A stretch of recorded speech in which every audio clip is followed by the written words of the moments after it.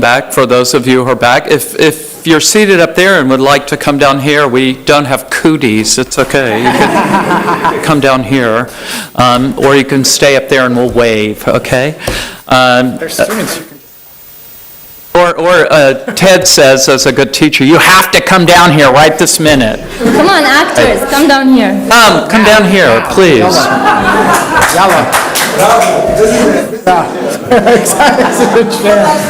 That's how I treat my faculty. Thank you, and as you're coming down to the front here, thank you. Welcome back. We have a similar but very different at the same time panel this afternoon. We have the perspective of two artists, and we have one of the preeminent scholars in the world on Syrian theater and Saud Wannous. So let me begin by introducing them. First, I'd like to begin with Mohammed Al-Attar, who's a playwright and dramaturg. He studied at Damascus University, the Higher Institute of Dramatic Arts in Damascus, and Goldsmiths in London. His works have been performed in Damascus, London, New York, Seoul, Berlin, and elsewhere. They include Withdrawal, Smash, Online, A Chance Encounter, Intimacy, and Antigone of Syria, which some of you may have seen here at Masra al-Madina, which was quite extraordinary. Al-Attar has written for numerous magazines and newspapers with a special focus on the Syrian uprising. Our second speaker is Edward Zitter, and Edward is, or Ted as he's affectionately known, is an associate professor of theater history and chair of the Department of Drama at Tisch School of the Arts, NYU.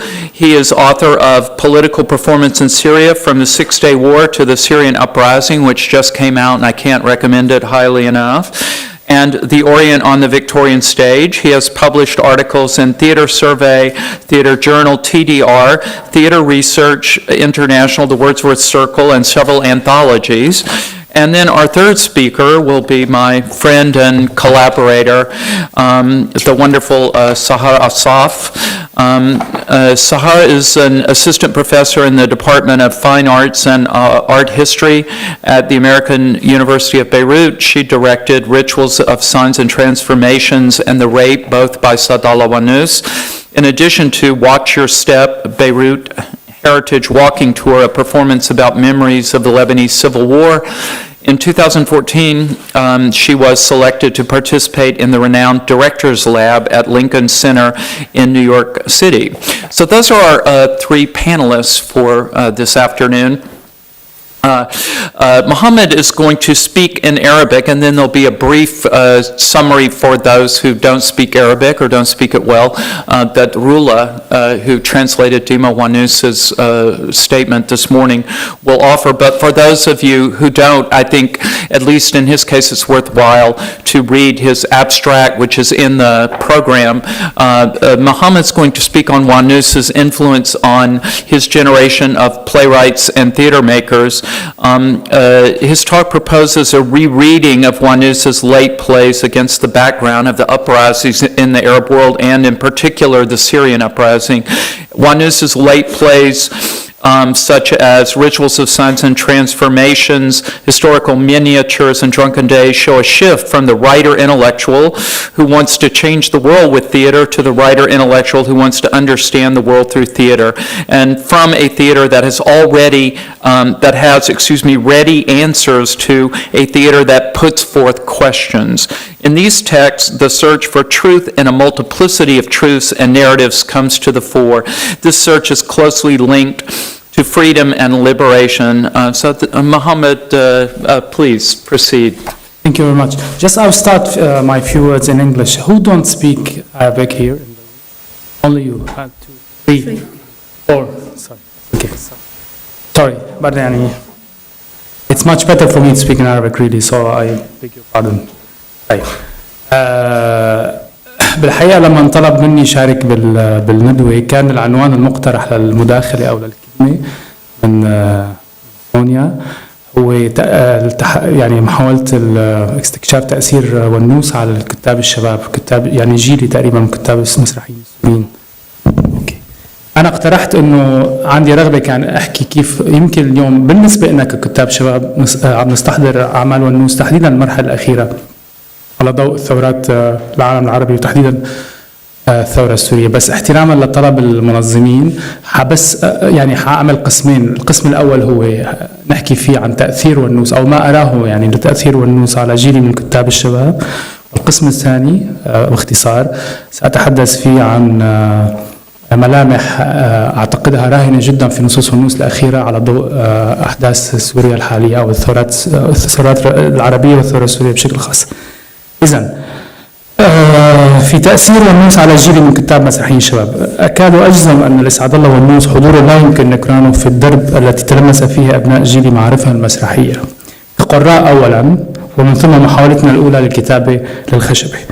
كان إرث ونوس حاضرا بقوة في المعهد العالي للفنون المسرحية الذي ساهم هو بالذات في تأسيسه.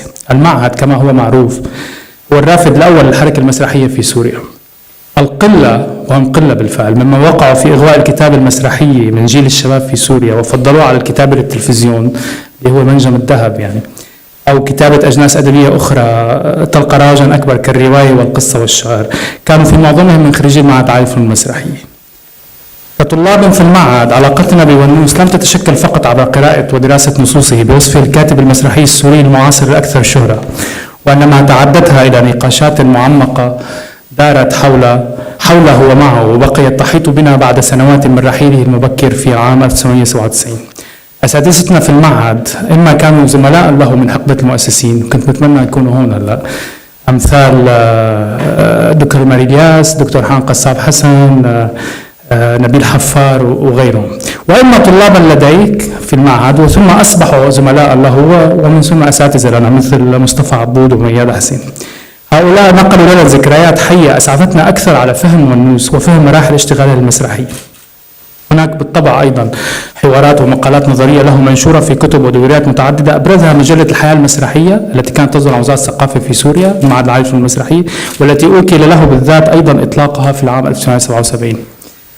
بياناته من أجل مسرح عربي جديد كانت إحدى القراءات الواجبة لنا. صور عرض منمنات تاريخية التي أنجزته بنائل الأطرش كمشروع تخرج في المعهد العالي للفنون المسرحية كانت تشغل جزءا من أروقة المعهد في الطابق الأرضي وصولا للطابق الثاني، حيث سمي أحد المسرحين الصغيرين الجميلين في المعهد باسم سعد الله بالذات، فيما أطلق اسم صديقه وشريكه المسرحي فواز ساجر على المسرح الثاني. فونوس إذن في غيابه كما في حضوره كان يشغل حيزا أساسيا في فضائنا المسرحي في المعهد العالي. لكن كيف ترجم هذا الحضور كتأثير علينا كطلاب ومن ثم كممارسين مسرحيين؟ هنا يجب علي أن أصارحكم أنه عندما طلب مني المشاركة تحت العنوان الذي اقترحته سونيا وهو تأثير سعد الله، أعتقد أني يعني أول ما تبادل ذهني أن سعد الله صورته كمثقف يعني منشغل بقضايا الشأن العام هي أقوى ربما من صورته ككاتب مسرحي. طيب أنا سأكون حذر يعني، إذ لا يجب أن يفهم التمييز أن فصل الشيئين ممكن عند سعد الله ونوس، إلا أن حديثي هنا يتوخى التمييز بين تأثيره كمثقف ملتزم بقضايا إنسانية جوهرية في زمن انحطاط وبين تأثيرات تقنية من وحي تجربته ككاتب مسرحي. في البدء يبلغ ذلك الحضور للمثقف القدوة الذي برهن أن الكتابة للمسرح ممكنة في أزمنة ثقافية رديئة ورديئة جدا، لا بل أنها تمثل حاملا لمشروع ثقافي ومعرفي. صورة ونوس بالنسبة لنا لجيلي كانت صورة لمثقف منشغل بقضايا التغيير والعدالة والحرية. المسرح كان وسيطا إذن، كان حقلا حيويا للتعبير عن هذه القضايا والتفكير بها. بتأمل بسيط اليوم أعتقد أننا كنا فعلا بحاجة لهذه القدوة، وربما صنعناها أيضا بالمناسبة. كنا نبحث عن رمز أو شخصية اعتبارية نستمد منها قوة المحاججة حول أهمية وجود المسرح في حياتنا. بهذا المعنى قصدت أن صورة ونوس المثقف أحيانا تغلب على صورته ككاتب مسرحي. فأبناء جيلي واجهوا تهميشا متعاظما للمسرح ومكانته وقيمته. فترة انحطاط بلغت ذرا جديدة لم يعاصرها ونوس نفسه من حسن حظه يعني، في ظل صعود سريع للتلفزيون حليف كل الأنظمة السياسية والاقتصادية وحتى الاجتماعية المحافظة، وتراجع مضطرد في دعم المسرح ومكانته تزامن مع سيطرة شبكات من المثقفين صنيعة السلطة السياسية في سوريا أو مقربين منها على مفاصل الإنتاج الثقافي والمسرحي في سوريا، وضيق متزايد في هوامش العمل المستقل خارج هذه الشبكات. إن تطور ونوس ككاتب مسرحي الذي رافق تطوره المعرفي كمثقف معني على الدوام بقضايا أشمل كالعدالة الاجتماعية والتحرر ومناهضة الظلم أتاح لجيلي فرصة عظيمة لفهم تأثيرات الوعي السياسي على عملية الكتابة المسرحية وأسئلة الشكل والمضمون. فمع ونوس وبفضله عرفنا أكثر عن علاقة السياسة بالمسرح، وهذا يعني أنا شخصيا بالنسبة لي هذا هو فضل كبير. يعني كان لمصطلحه الأثير مسرح التسييس وقعا كبيرا في إدراكنا لهذه العلاقة أي بين المسرح والسياسي، حتى وإن لم نلتزم يعني ممارسين بقواعد هذا المسرح الذي تجاوزه ونوس نفسه في مراحل لاحقة من تجربته. يجب أن نتذكر أن جيلي ترعرع وهو يشاهد مسرح دور الدحام مثلا، تعرفوه صح؟ أوكي. ودراما تلفزيونية شبيهة كانت تنتقد سلطات جائرة وظالمة، لكنها في الوقت نفسه تحظى بعلاقات ممتازة مع هذه الأنظمة أو السلطات. كتابات ونوس النظرية باعتقادي كانت سندا مهما لنا في تفكيك ظواهر مخادعة لمسرح سياسي دعائي، وفي بناء تصورات أعمق عن فعالية المسرح السياسي والاجتماعي في مجتمعات تخضع لحكم أنظمة شمولية كالنظام السوري. هلا بالانتقال للمستوى الثاني أي تأثير ونوس علينا ككاتب مسرحي يعني وليس كمثقف فقط، يعني أعتقد أن هذا التأثير ترجم في أوضح أشكاله عبر الاستفادة من رحلة بحث ونوس الطويلة عن شكل مسرحي يتناسب ودور المسرح وفهمه دور المسرح التنويري كما آمن به ونوس. مثلا جيلي فهم بريخت وتقنيات المسرح الملحمي أفضل عبر تجارب ونوس المتأثرة بفهمه لبريخت ووضعه لهذا الفهم في سياق أقرب لنا ولثقافتنا. ينطوي الأمر ذاته على سبيل المثال على المسرح الوثائقي وتجربة بيتر فايس. أتحدث هنا عن نقاط قوة ونقاط ضعف في هذه التجارب. سأستطرد قريبا إذا سمحتم لي لأوضح. تأثر ونوس كبير ببريخت والمسرح الملحمي كحامل لعلاقة المسرح مع الجمهور وبالتالي مع قضية التحريض على التغيير الواقع، وكيف ترجم ونوس هذا التأثر بدأب عال على التجريب والبحث عن معادلات محلية جعلته ينتقل من اقتباس مباشر في البداية لتقنيات بريخت مرحلة التسييس إلى فهم أعمق ومختلف لاحقا لعلاقة المسرح بقضايا التغيير. هذه الرحلة اللي عند ونوس الحقيقة كانت بالنسبة لنا معينة لأن نفهم بريخت بطريقة أفضل، وربما هذا ما جعل أبناء جيل يتجنبون يعني اقتباس بريخت الحرفي الذي وقع به ونوس بالبداية. بمعنى يعني إذا بدي أحكي هيك بأبسط يعني رحلة ونوس خلتنا الحقيقة يعني نستفيد من بحثه الدؤوب يعني لفهم أعمق لعلاقة المسرح بالتغيير، وبالتالي نحن كجيل انتصرنا أكثر لمبدأ الحكاية على مبدأ الأمثولة اللي كانت قوية بنصوص ونوس الأولى. يعني بمعنى أنا لا أذكر أنه في حدا من كتاب جيلي جرب يعمل مسرحيات تعتمد التغريب البريختي يعني أعتقد أنه نحن استفدنا من تطور تجربة ونوس في فهم بريخت يعني وفهم دور المسرح التنويري والتحريضي بشكل أفضل، وهذا كان يعني مثل إذا بدنا نقول وفر علينا تجارب بجوز نحن كنا نخوضها بأنفسنا. أيضا تأثير ونوس ككاتب مسرحي دفعنا التفكير بعناصر تقنية محددة مثل السرد، الحكاية واللغة. السرد مثلا طرحنا الأسئلة عن دور الراوي الذي كان حاضرا بتنويعات مختلفة في مسرحي. دور السرد، العلاقة بين السرديات الكبرى والصغرى أي بين كتابة التاريخ والتأمل في وقائع عامة من خلال كتابة حكاية أفراد محددين وقصصهم.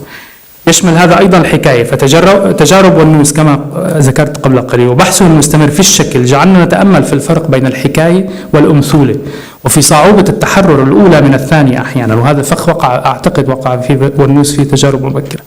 اللغة أيضا، وهون أشار الأستاذ إلياس بمداخلته طبعا، كان مسرح ونوس محفزا لجيلي للتفكير وطرح الأسئلة. شخصيا يعني أعتقد أن نصوص ونوس كانت من بين أسباب مباشرة دفعتني للابتعاد عن الكتابة بالفصحى. حدث هذا لزملاء آخرين لي دون أن تكون قطيعة نهائية مع الفصحى، لكن ونوس بالذات دفعني على الدوام للتأمل في حيوية اللغة في الكتابة المسرحية وكيف أن جماليات اللغة الفصحى نفسها قد تصبح عائقا أمام درامية هذه اللغة حين تنطق بها شخصيات مختلفة تنتمي لطبقات اجتماعية مختلفة أو حين تعبر عن مواقف يومية متنوعة. ونوس وهو المثقف الكبير طبعا رغبة لم يخفيها في تحميل الحوار المسرحي محاججات عميقة ومع ميل إلى التبشير والوعظ في بعض الأحيان. أعتقد أن جيلي وبدرجات متفاوتة لم يكن راغبا في حمل هذا العبء.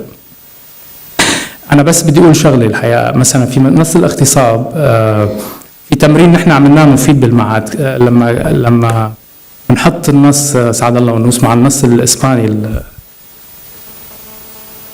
كان أسهل بالنسبة لنا نعمل تمارين على التمثيل والأداء اعتمادا على النص الإسباني وليس على النص والنوس. هون عم نحكي بس على درامية الكلام وليس على درامية الكلام وليس على أهمية النص وإحالاته بالمناسبة. أعتقد هناك مشاكل في، يعني شخصيا هلا أتحمل مسؤولية كلامي، في درامية الكلام عن والنوس في مسرح والنوس. الحق أن القدوة الكبيرة التي مثلها والنوس أيضا ظلال قد تبدو ثقيلة علينا.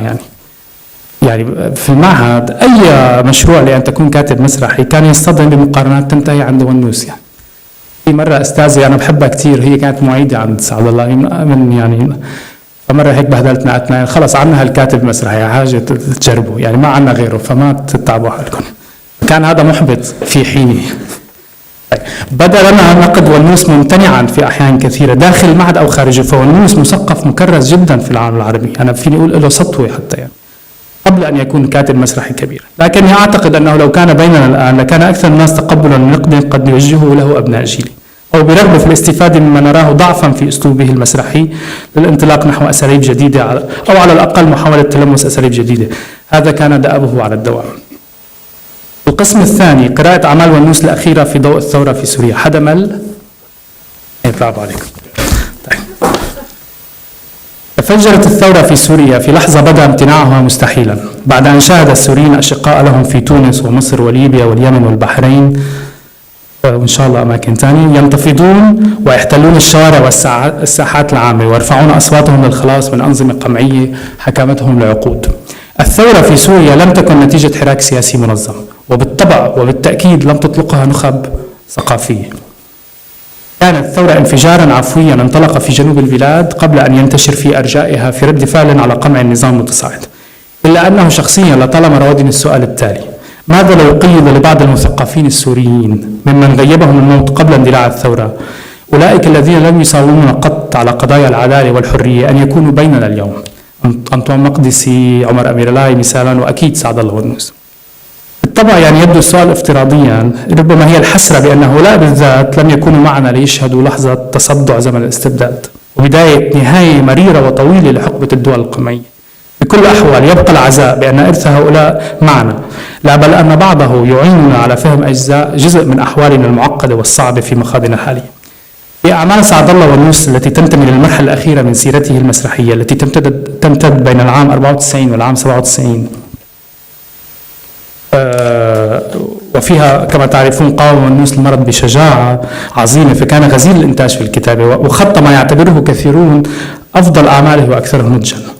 في هذه الأعمال كما أعتقد إرهاصات عظيمة لفهم جديد وعميق لموقع ودور المثقف الكاتب المسرحي في التعامل مع سؤال التغيير وضرورته في بلادنا. أخص هنا بالذكر منامات تاريخية وطقوس الإشارات والتحولات والأيام المخمورة، ما يدفعنا لإعادة التأمل بأسئلتها على ضوء التفكير بأحوالنا اليوم، هي أن بعض الأسئلة التي وردت في نصوص والنوس يبدو راهنا كما لم يكن من قبل.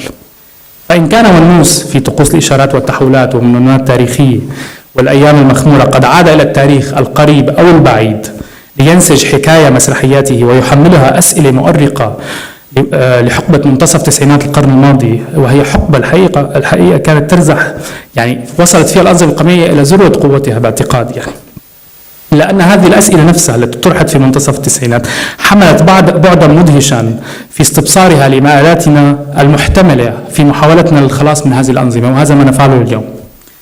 إذن لا تمثل استعادة هذه النصوص اليوم محاولة للاستعانة بوثيقة أدبية لفهم جزء من حركة التاريخ. أعتقد أن الأهم برأيي بالنسبة لنا كتاب مسرحيين شباب هو استعادة هذه النصوص، لأنها توجت رحلة بحث طويلة عن دور المسرح بفهم العالم المحيطنا ومحاولة وكيف نؤثر به.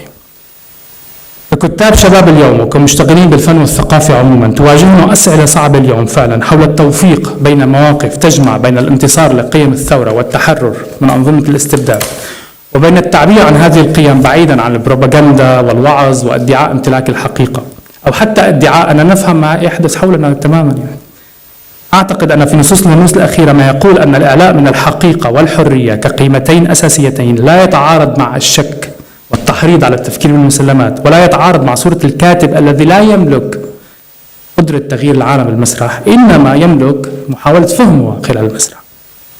في هذه النصوص التي ذكرتها يسجل ونوس انتقالا واضحا إلى بناء حكاية تقوم على سرديات متوازية وليس صوت واحد، يعني تتعدد فيها الأصوات. إذن حكاية تضم شخصيات لها عمق نفسي وليست فقط أصوات تعبر عن أفكار مجردة. هذا الانتقال الذي جاء بعد صمت طال ل10 سنوات تقريبا تأمل فيها ونوس بشجاعة أعتقد مكامن الفشل في تجربة مسرح التسييس، والذي أراد فيه المسرح منبرا للتعليم والتبشير، أو حسب تعبيره هو مكان لتغيير وتطوير عقلية الإنسان العربي وتعميق وعيه الجماعي. إذن هذا اليقين الذي حضر في مرحلة التسييس عند ونوس أعتقد أنه حرم ونوس من طرح أسئلة كبرى في نصوصه، عاد وطرحها في أعماله الأخيرة. نرى في نصه الأخير آخر نص كتبه الأيام المخمورة أن الحكاية كلها تبنى على محاولة معرفة الحقيقة وليس تسليم الحقيقة. الحفيد يفتتح الحكاية قائلا: أيقنت أن في العائلة دملا يتستر عليه الجميع، وأدركت على نحو غامض أني لن أستقر في اسمي ولا هويتي إلا إذا كشفت الدمل وفقعته. قم بالحكاية لنسمع فصولها بوجهات نظر مختلفة وليس وجهة نظر واحدة، دون أن نتنقل تماما كقراء كمتلقين. ما هي الحقيقة؟ سوى أن الأراغوز وهو شخصية في المسرح يقول: الحقيقة إبرة ضاعت في كومة قش. أصبح سؤال الحقيقة إذن عند ونوس سؤال باعثا على القلق في هذه المرحلة الأخيرة، ونصه المسرحي مشغولا بالبحث عن الحقيقة لا تسليمها مطلقة إلى المتلقي. ككتاب شباب اليوم تواجهنا أسئلة مؤرقة فعلا، ليس أصعب أن نسأل عن أي حقيقة نتحدث في بلادنا اليوم أو كيف ستخرج هذه البلاد من المخاضة. هناك أيضا أسئلة معقدة تتعلق بأدواتنا ككتاب، يعني بدور النص المسرحي اليوم. لماذا نكتب اليوم؟ لمن نكتب؟ هل من قيمة للنص كوثيقة؟ طيب إذا كان في قيمة للنص كوثيقة ما معنى هذه الوثيقة إذن هي أسئلة لجيل باعث على القلق. أعتقد أنه قلق نلتقي به مع قلق ونوس الذي حمله لنصوصه الأخيرة، حيث لا يغيب اليقين فحسب، وإنما تواجه كل الشخصيات في نصوص ونوس الأخيرة، كل الشخصيات التي تسعى لتغيير جذري تواجه نهايات تراجيدية.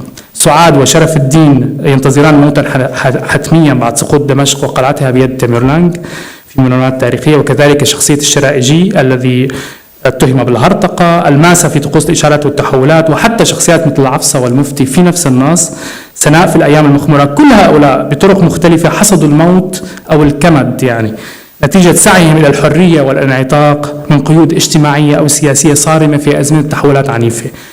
طيب ألا يحدث هذا اليوم في سوريا؟ أعتقد أننا جميعا نعرف أفرادا شجعانا خرجوا ليحرروا أصواتهم وإرادتهم السليبة، انتهى فيه الأمر إلى نهايات مأساوية.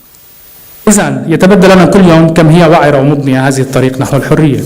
طيب في شيء آخر في نصوص ونوس الأخيرة أيضا بالمقارنات. ماذا عن الأماكن والشخصيات في هذه النصوص الأخيرة؟ دمشق بشكل خاص يخص ونوس دمشق بغضب لا يخفى على أي قارئ، يعني في المنامات على الأخص، وكذلك إلى حد ما في طقوس الإشارات والتحولات. ربما يذهب ونوس في القسوة على دمشق شوطا يراه البعض قاسيا بالتحامل عليها، لكن اليوم ألا ينظر كثيرون إلى دمشق بهذه الطريقة؟ أبناء مناطق تعرضت لقصف همجي لأنهم نهضوا بوجه نظام قمعهم لعقود خسروا كل شيء، وشعروا أن العاصمة لا تنضم إليهم أبدا، يعني خذلتهم مراراً وتكرارا. ألا يرون فيها اليوم مدينة طالما برعت في مهادنة الطغاة والتوافق معها؟ ألا يرون في نخبها التجارية والاقتصادية وفي مشايخها صورا مشابهة لشخصيات دلامة وابن مفلح وابن العز وابن النابلسي في منامات ونوس، أو حتى بهجة التاجر الدمشقي شقيق سناء في الأيام المخمورة؟ ألا تدور النقاشات المتوترة اليوم بين السوريين عن علاقة الريف الذي تحمل التكلفة الأكبر في المأساة السورية بالمدن الكبرى التي ترددت نخبها في الانخراط في الثورة واتخذت موقفا أقرب إلى النظام؟ أتحدث هنا عن دمشق وحلب بشكل خاص.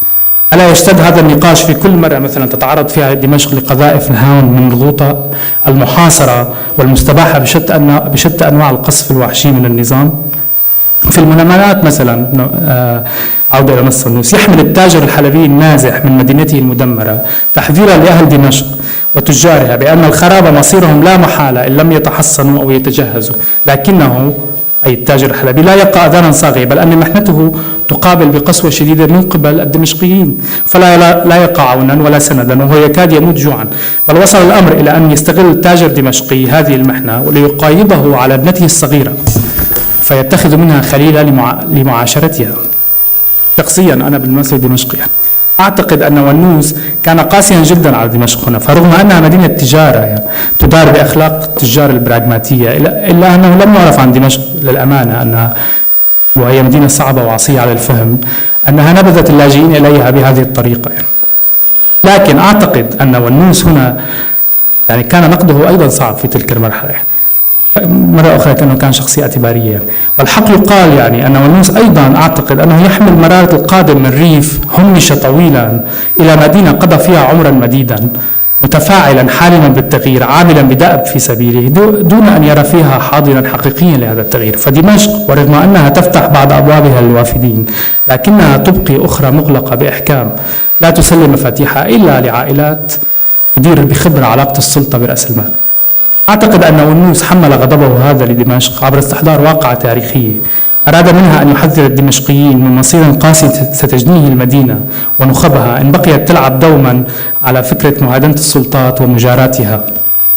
تحذير نجد أنه يقول أشياء كثيرة عن أحوالنا وأحوال دمشق اليوم، لا بل أنه يتبدى أحيانا على شكل نبوءة في المنمنمات بين مصير حلب التي تعرضت اليوم فعلا لدمار هائل خلال الثورة، ودمشق التي يبدو أنها تنتظر قلقة مصيرا قد يبدو مشابها. وإن كان موقع التتار اليوم مختلفا، فهم وإن كانوا الغزاة في نصف ونوس فإنهم يحكمون المدينة اليوم، لكن لا شيء يمنعهم من تهديمها إن فقدوا سيطرتهم عليها. حنث تيمورلانج بوعده لوجهاء دمشق ومشايخها ممن وقعوا معه الهدنة. أعتقد أن هذا ممكن اليوم في حالة النظام السوري. استحضار النصوص الأخيرة اليوم أيضا استحضار لسؤال آخر مهم هو حول دور المثقف ودور النخب عموما. ففي حين يموت الأمل بالحداثة وزمن التنوير عبر نخب فسدت وأفسدت في الأيام المخمورة نصه الأخير، فإن أيضا شخصيات رجال الدين تنال نقدا شديدا من ونوس على دورها في هزيمة مشاريع التغيير وسعيها الدائم لتوطيد علاقات متينة مع السلطات الحاكمة. نتذكر مشايخ دمشق أيضا في مناسبات تاريخية أو شخصية المفتي في طقوس الإشارة والتحولات. مجددا تبدو رؤية ونوس لهؤلاء ماثلة اليوم أمامنا خلال الثورة، هذه الثورة الكاشفة فعلا التي كشفت فيما كشفت عن الوجه العميق للمؤسسات الدينية الرسمية في سوريا وعلاقتها مع السلطة عبر نصف القرن المنقضي، حيث يقوم رجالات هذه المؤسسة اليوم في الدفاع عن السلطة بما هو ارتهان لهذه السلطة ودفاع عن مكتسبات تجمعها بهم.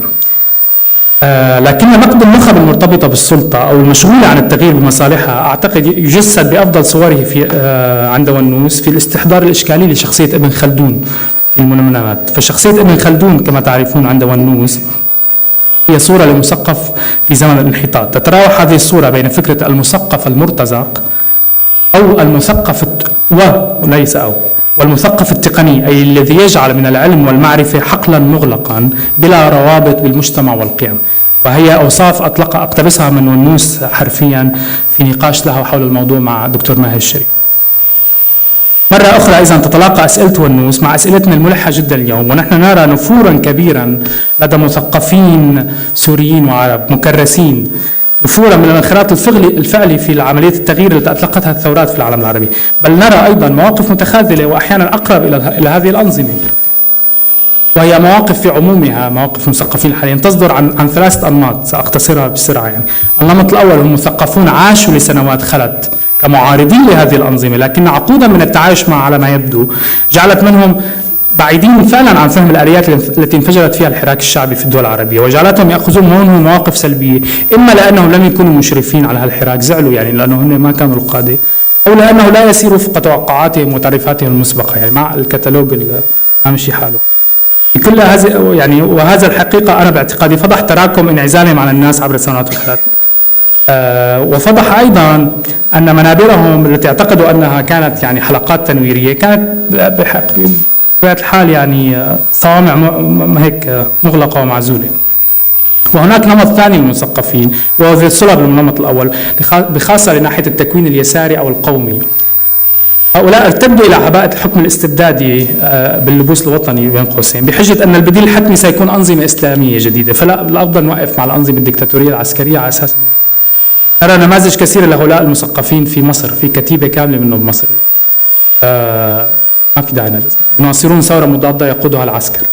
النمط الثالث والأخير هو مثقفون صنيعة السلطة وأربابها، والحق أن في مواقف هؤلاء انسجام مع تكوينهم وعجز طبيعي عن فك الارتهاب بما رعاهم ودفع به المواجهة.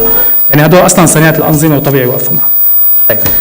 ربما لا ينطبق أي من هذه الأنماط تماما على صورة المثقف التي استحضرها ونوس على شخصية ابن خلدون في المنونات، لكن إشكالية العلاقة بين نتاج المثقف بمعزل على مواقفه الأخلاقية والعملية من قضايا إنسانية كبرى هو السؤال الملح علينا اليوم.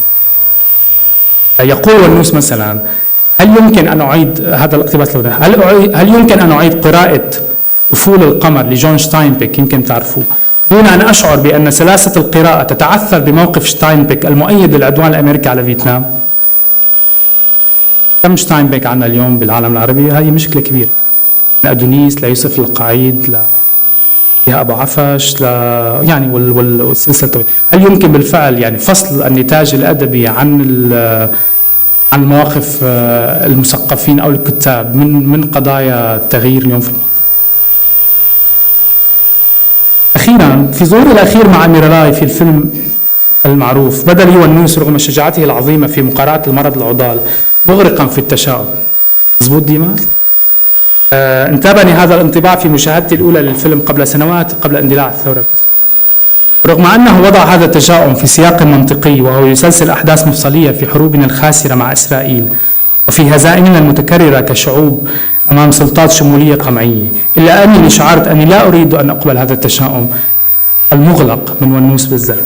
أحالتني هذه السوداوية الحقيقة إلى صورة المثقف اليائس من الناس. مع هذه الصورة استعدت في حينها عندما شاهدت الفيلم نصوص ونوس الأخيرة لأرى أن الأمل يغيب في خواتيمها جميعا، وحتى حينما يحضر هذا الأمل عرضا فإنه يحضر في صورة نهر بردة تتدفق مياهه بعد طول الجفاف، لكن الأمل لا يحضر عبر بشر أو شخصيات أو أفعال. أعرف أننا نعيش اليوم أوضاعا عصيبة وبأن حاضرنا لا يحمل أملا بانفراج قريب، لكننا حقا أحدثنا شرخا في جدار الأبد المصمت هذا. يكفيني هذا للتشبث بالتفاؤل وبأن أقول أن ما يحدث اليوم فعلا ليس نهاية التاريخ. ليتك معنا يا سعد الله. شكرا.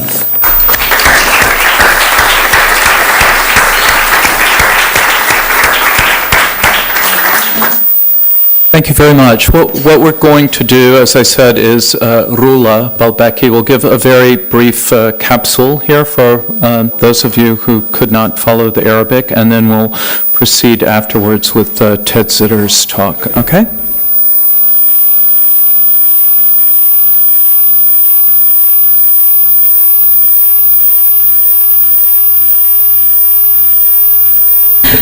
No.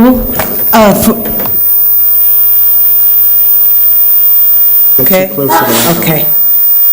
For those of you who know both Arabic and English, I'm sure you're going to be very disappointed because I'm not going to mention any of the very nice details that Al-Attar, mentioned.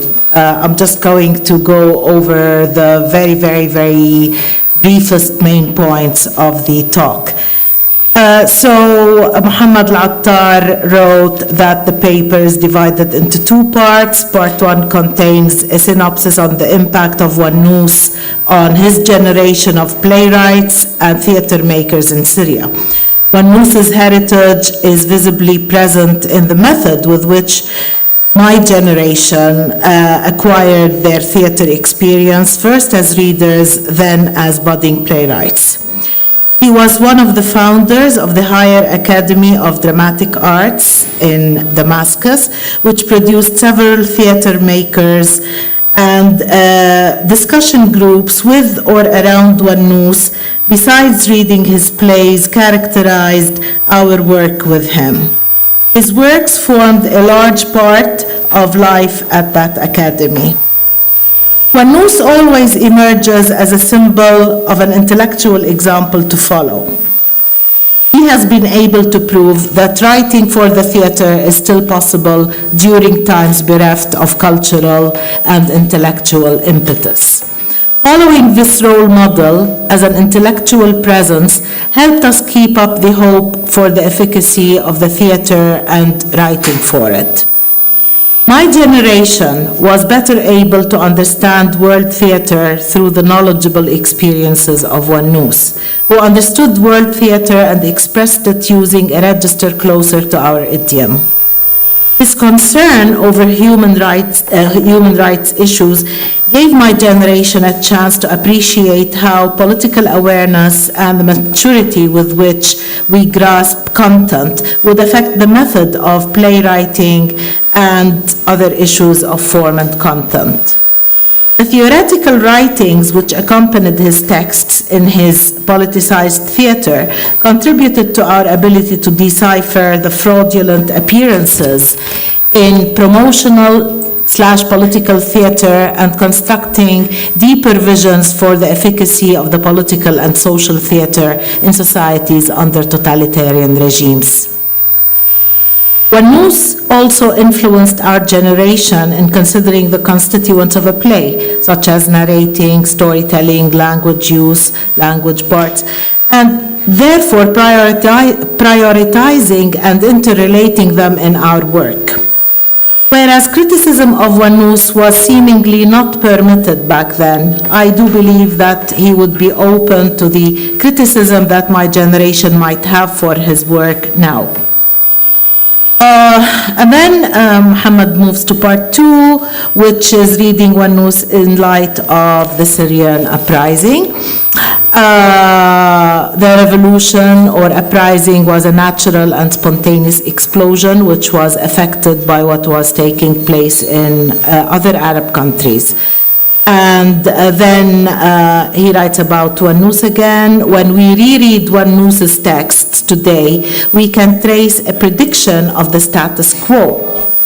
Rereading the texts allows young playwrights to understand the relationship between the theater, plays, and the world around us, and our attempts to influence it.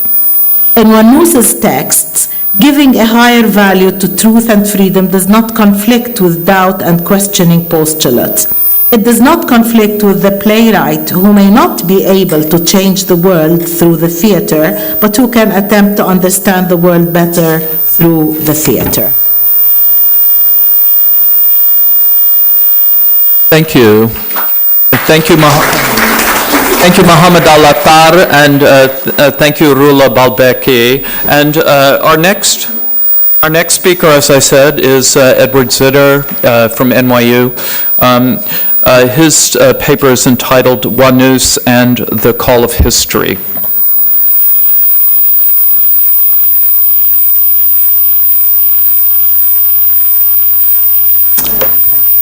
Thank you. So first I just wanted to say how pleased I am to be part of this symposium. Very pleased to see so many students. And I look forward to hearing your guys' opinions and impressions afterwards. I believe it's a class leaving. It's not, I'm just I've worked in the theater many years. When I see people leaving a theater, I get nervous, so I don't want you to. It's not, Just kind of give them a minute. All right. So as nostalgia for and invocations of a noble past resonate across the Arab mediascape, it is important to re-examine Saud Wannous's career-long interrogation of the use and abuses of Arab history. In a host of plays that range from the expressionistic to the realistic, Wannous examined how individuals and institutions invoke the past to inspire resistance, justify violence, and distract and placate populations. Wannous not only examined the use of history, but modeled an alternate historiography, one with the expansiveness of poetry. Such a historiography is neither positivist nor materialist, but seeks to redeem the seemingly lost potential of the past in present action. Wannous's theater acted as a counterpoint to a Ba'athist refrain depicting a timeless and unchanging resistance to invaders, beginning with Saladin and culminating in the struggle to liberate Palestine. I wish to present Wannous's dramaturgy as a philosophy of historical imagining, one that the playwright developed in response to Ba'athist ideology. Like all totalitarian ideologies, Ba'athist historiography is not an attempt to understand the present as the product of historical processes, but rather an opportunity to further demonstrate the consistency of the movement. In this case, Baathism is the beating heart of Arabism. Hannah Arendt has explained that in the totalitarian worldview, quote, "The movement does not spring from experience but is self-generated. It transforms the one and only point that is taken and accepted from experienced reality into an axiomatic premise." Quote, "Invaders invariably approach the timeless borders of the Arab nation. True Arabs invariably rise in defense of the homeland. Every event in the past and present is an opportunity to demonstrate this unchanging principle. In such a formulation, there is no room to ask what constitutes Arab, homeland, or invader. The goal is not to question, but to further provide proof for what is already known." Wannous does not so much refute this ideology as co-opt some of its central images and tropes. He then repurposes this material so as to imagine alternate historiographies, quote, "shot through with the chips of messianic time," to adopt Benjamin's evocative phrase. Rather than treating the past as evidence of a predetermined trajectory forward, Wannous steals that past from official culture so as to present an image of world-altering possibility. In Wannous's dramaturgy, the past is replete with moments in which society suddenly veered towards radical change, only to see control reasserted by elites at the 11th hour. Now, as the totalitarian imagination spreads like wildfire through our shared mediascape, our need for Wannous's radical dramaturgy is greater than ever. The very moment that Arab dictators appeared consigned to the ash bin of history, new forms of totalitarian thinking reared. Daesh combines nostalgia for the worst of medieval barbarism with 21st century technology and propaganda machinery. As such, Daesh repeats the strategies of European fascism, which combine the cult of tradition with the worship of technology. Whether masquerading as a rebuttal of the capitalist way of life or Western decadence, fascism is invariably a rejection of modern skepticism and analysis.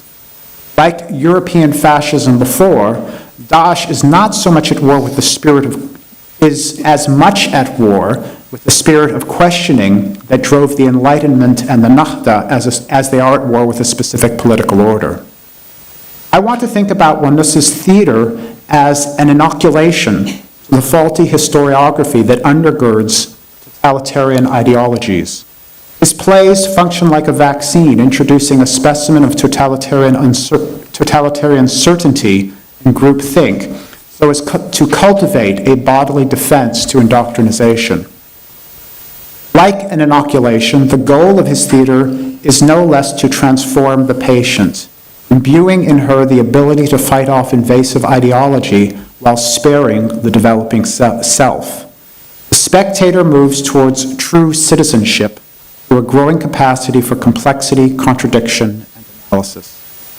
Elsewhere, I have argued that taken as a whole, Wannous's body of work represents history and heritage as mutually constructed ideas. Helping an audience recognize this dialectic is, first and foremost, a strategy of enabling that audience to see beyond the state's construction of the past. It is not that Wannous provides a true past, rather, Wannous intervenes in the construction of the past to open up opportunities for transgressive self-imagining. Today, I want to think about this project specifically as a response to Ba'ath historiography. I do so not simply because I wish to contest party depictions of Syrian history, but because in my mind, the use and abuse of Arab history figures into the violence that racks the region today. In this paper, I will discuss Wannous's highly controversial play, Historical Miniatures, which I present as a meditation on the writing of history. In the process of undermining the idea of a stable, retrievable past, this play similarly undermines the boundaries that define the body of believers, the nation, and the homeland.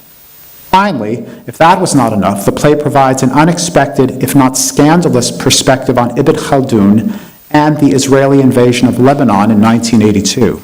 I wish to examine how Historical Miniatures upsets ideas of history disseminated by the Ba'ath Party. I'm not offering a detailed reading of historical miniatures, which I've done elsewhere, but will instead summarize its historiographic strategy and explore its relation to Ba'ath ideology. In this interplay, I will identify strategies of creative resistance that may serve us well in this age of totalitarian violence. Historical Miniatures was a controversial play on its publication, and the objections circled around issues of historical representation. It depicts Tamerlane's siege of Damascus in 1399 and uses the presence in the city of Ibn Khaldun, one of the greatest scholars of the Muslim world, as occasion to reflect on ideas of historiography and sociology. Many condemn the play for its depiction of Ibn Khaldun, who makes himself a tool of the invaders. But even more striking is the fact that the play likens the failure of Arab leaders to defend Damascus against the Mongols to the failure of modern Arab leaders to defend Beirut against Israeli bombing campaign in 1982. The play presents three modes of historical consciousness, all of which are highly problematic. The first is the chronicle, a flattened historical perspective in which an array of facts are presented without apparent hierarchy or order. This mode is present in the figure of the ancient historian or chronicler, which would be a better, though less literal translation.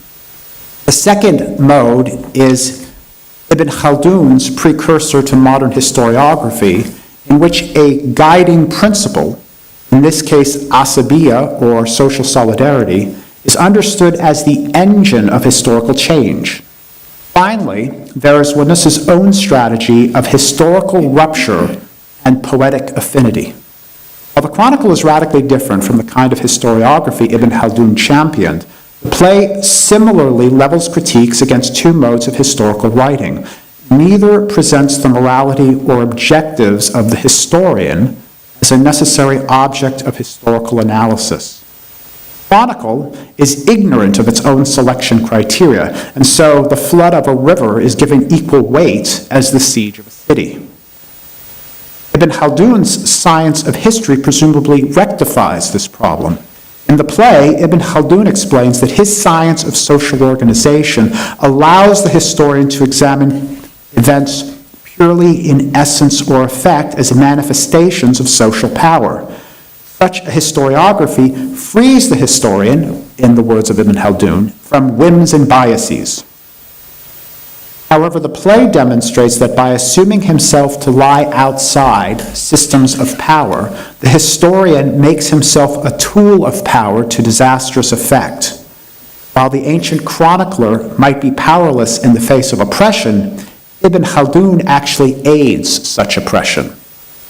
The title of the play, Historical Miniatures, or Manamnamat Tahrikiya, asks us to read commonalities between Ibn Khaldun and the chronicler. Manamnamat were a genre of miniature painting lacking perspective and crowding a plethora of locations and objects into a single frame. The fact that the play takes its title from a genre of representation that is diametrically opposed to Ibn Khaldun's scientific historian speaks of the impossibility of ever fully extracting oneself from the flow of events within which one writes. If the play is itself a series of manamnamat, then Ibn Khaldun is in fact mired in the flat, crowded space of the miniature, despite his assertions to the contrary. Neither the chronicler nor Ibn Khaldun's scientific historian present a historical consciousness capable of resisting power. In response, Wannous fashions an alternate historical consciousness, one that facilitates political action. He dispenses with the myth of objectivity and he adheres to Nietzsche's dictum, "You can only explain the past by what is most powerful in the present." Wannous reveals that his epic history resides within a contemporary moment of crisis. He accomplishes this feat by structuring a series of temporal ruptures in the play that build in emotional intensity. These ruptures thicken the time of the now, demonstrating how the entirety of the past lives within the present. This in turn frees the audience of historical determinism. but also strips the audience of reassuring myths like progress. The barbarity of the past is with us as a boundless potential lodged in the DNA of every moment. The first rupture comes when Ibn Khaldun acknowledges that he is a character in a play, remarking that he will be remembered for the sciences he has founded and not for his own inaction when confronted by the potential destruction of Damascus.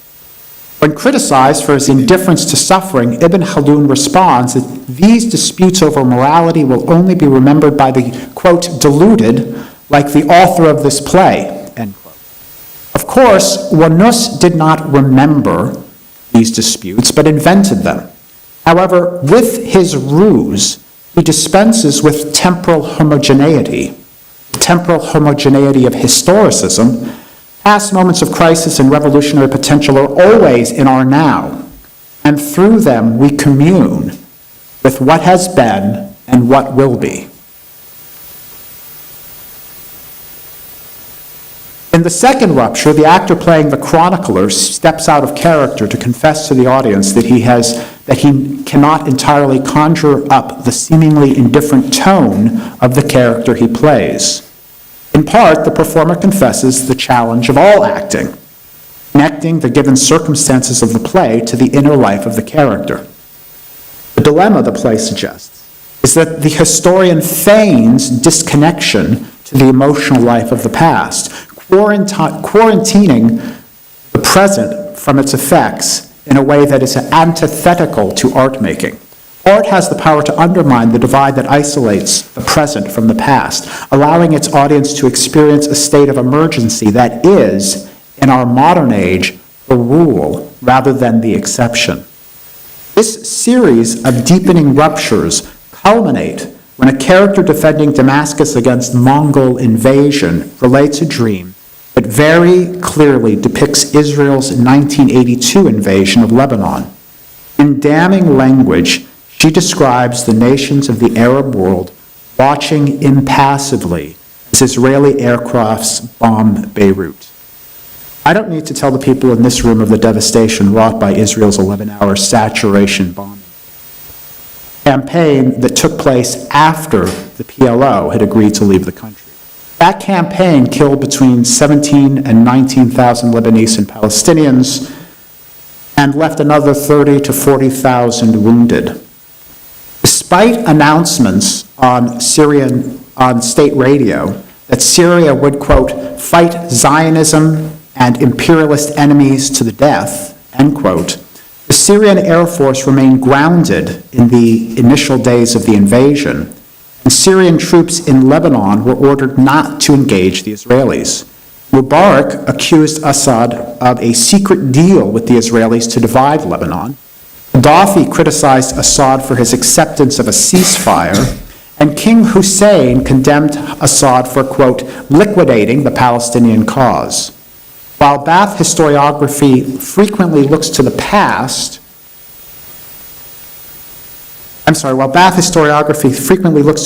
for evidence of a spirit of Arab unity that drives Arab aspirations into the future, Wannous depicts the atrocities of the past as already imbued. Wannous depicts the atrocities of the present as already imbued with past crises. But I'm just going to reread that. Yeah. While Ba'ath historiography frequently looks to the past for evidence of a spirit of Arab unity that drives Arab aspirations into the future, Wannous depicts the atrocities of the present as already imbued with past crises. It is not that the past is prologue, a trajectory carrying us forward, which is the project of the Ba'ath ideology. Rather, the past is present in every instance that we fail to resist barbarism. And I put this particular cover up because I think it really captures the essence of that play, which is to say that this is a play about the present moment. It is not a play about the past that makes reference to the present. It is a play about the present as culminating a long history of barbarism that we have never been able to resist. The Despite Syria's relative inaction during the 1982 war, within a few years, Syrian historiography had already recast it as an example of Syria's stalwart defense of Arab lands. This is the power, by the way, of Ba'ath ideology. It is able to level the events on the ground in its complete disregard for reality and stay on script. So 82 becomes yet another instance of Syrians defending the Arab homeland. I will return to Arab depictions of 1982 later in the paper, but first I want to reflect on the understanding of history that allows such a sleight of hand. First, it is important to note that for Baathism, there is an unambiguously defined Arab nation that has served as the engine of Arab aspirations throughout history. To this day, so whereas, there's this whole question of whether Arabism is the product of Islam. To the contrary, for the Ba'ath, it's very clear. Arabism is eternal. It has always existed. Its boundaries have always been permanent. And Islam is a manifestation of this eternal spirit, as is everything else that we do as we move forward through history. This day, Syrian school children start their day chanting, "One Arab nation with an eternal mission." In that beginning, they never get around to stating what that mission is, the Risala Khalid. It's just this statement that everybody knows. And it's Michel Aflaq's coinage, and it's echoed throughout the Ba'ath Party Constitution of 1947. I just cite one example here, which defines a, quote, trans-historical Arab mission appearing in renewed and complete form in different stages of history, ever struggling to express its being for the betterment of all nations of the world. In this formulation, history is imagined as the site of repeating manifestations of Arabism rather than Arab identity or aspirations as the product of historical conditions. Colonialism is simply that which constrains the genius of the Arabs. Just as the Arab is unchanging across centuries, so are the challenges Arab face.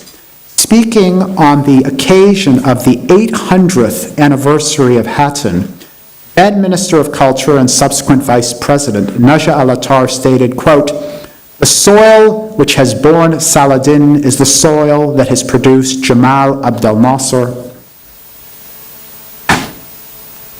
and Hafiz al-Assad, who came to complete the mission of Abdel Nasser by liberating, unifying, and awakening the Arabs to prepare them for battle. The mission and the battle are eternal, whether we find ourselves in the 21st century, the 19th century, or the 12th century." While the quote from Naja al-Attar might strike us as comic, it enacts a central objective of Ba'athi historiography as defined in the party's 1947 constitution, and that's the second bullet point. The educational policy of the party aims at the creation of a new Arab generation which believes in the unity of the nation and in the eternity of its mission. In my remaining time, I wish to explore this Ba'athist historiography as an ideology against which Wannous developed his own highly idiosyncratic sense of history. Given my limited time, I will look at one site, which I will relate back to Wannous. While one example can hardly be said to capture the complexity of an ideology, I justify my method by noting that the site I've selected is highly overdetermined. Completed in 1994, the Tomb of the Unknown Soldier sits on Mount Kesun. The monument is composed of a huge arch, 120 feet high, that extends over an elevated dome, which is 66 feet high and 130 feet in diameter. With its surrounding gardens, the monument covers over 1,360,000 square feet. However, the real ideological work is done in the halls beneath the structure, which contain 5 large paintings depicting Arab armies in battles within Greater Syria from the Golden Age of Islam to the modern era. Only 2 of the images depict unequivocal victories. The Battle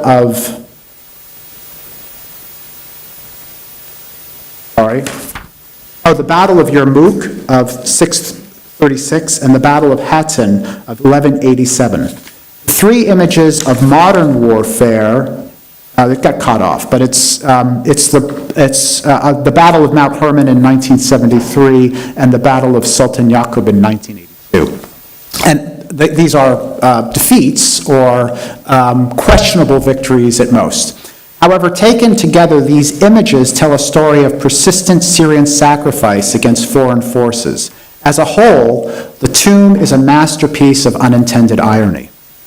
The hall's visual history of Syrian warfare begins with the arrival of Islam. The Battle of Yarmouk, I actually don't have an image of the Battle of Yarmouk.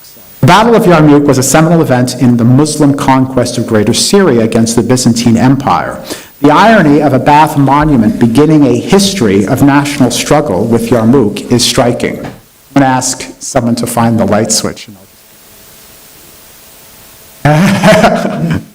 Party founder and theorist Michel Aflaq asserted that Islam was a specific manifestation of an eternal Arab mission, rather than the region's Arabism being the result of Islamic conquest. However, this contradiction was a hallmark of a government that, post-Hama, continued to imprison members of the Muslim Brotherhood at the same time that it promoted a Salafi cultural project.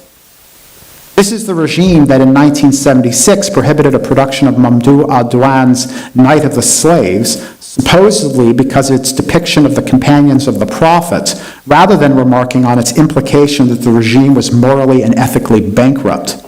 In this context, it is noteworthy that most objections to historical miniatures were focused on its depiction of Muslims rather than its condemnation of government inaction in 1982.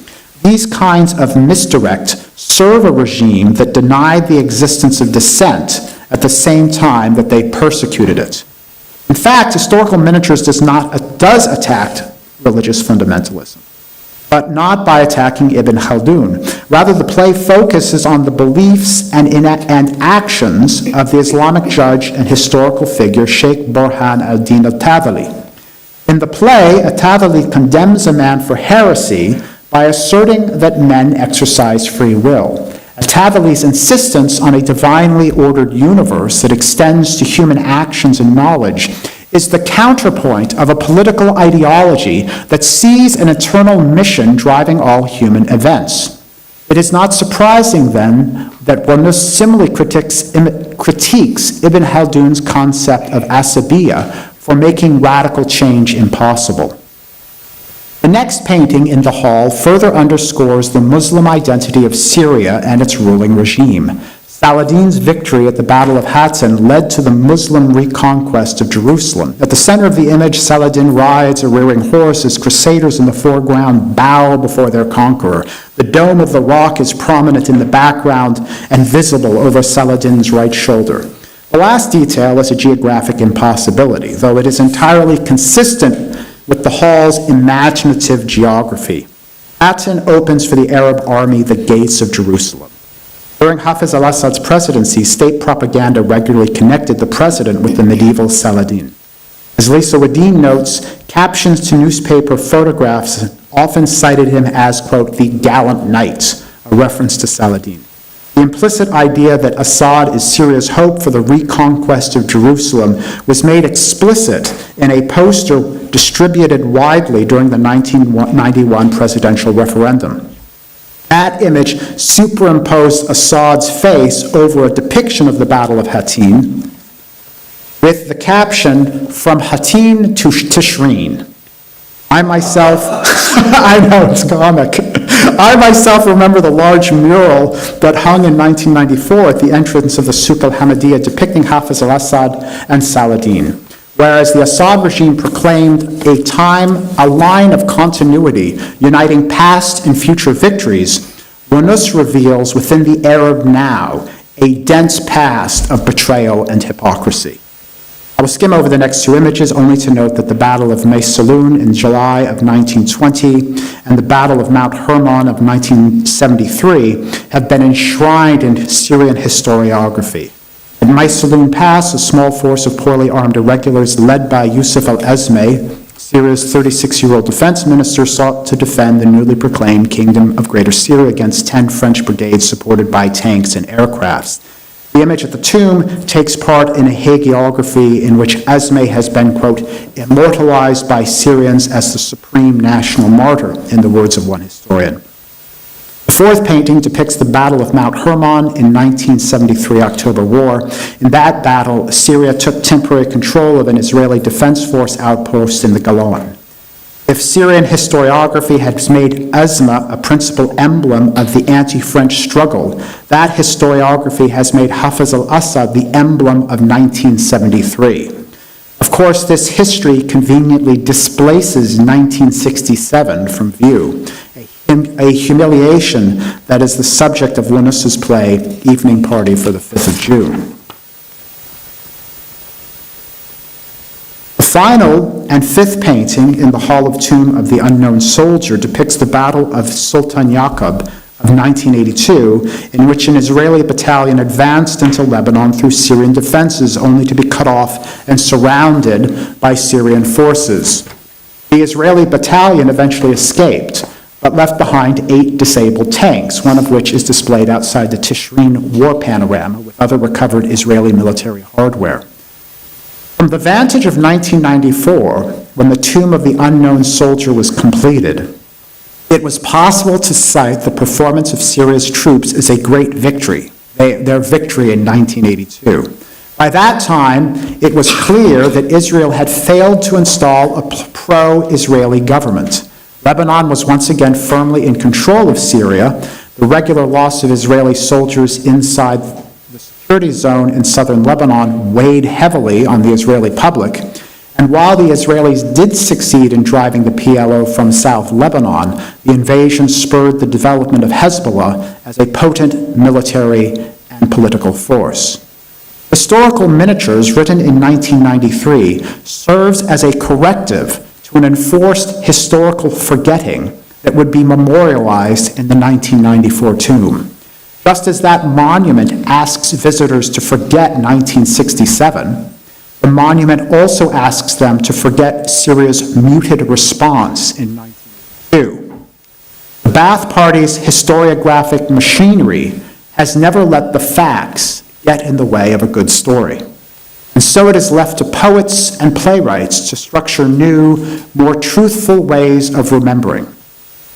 I took my title for this paper, The Call of History, from Wannous's 1963 play, Cleansing the Blood, Fasad al-Dam. Quote, "Do you hear that overpowering call from afar, from the core of our noble past?"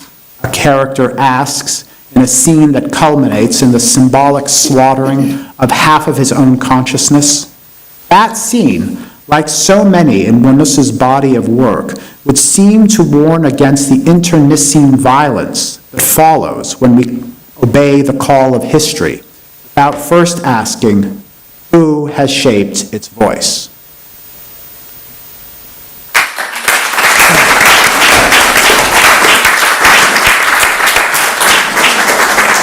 Oh, yeah.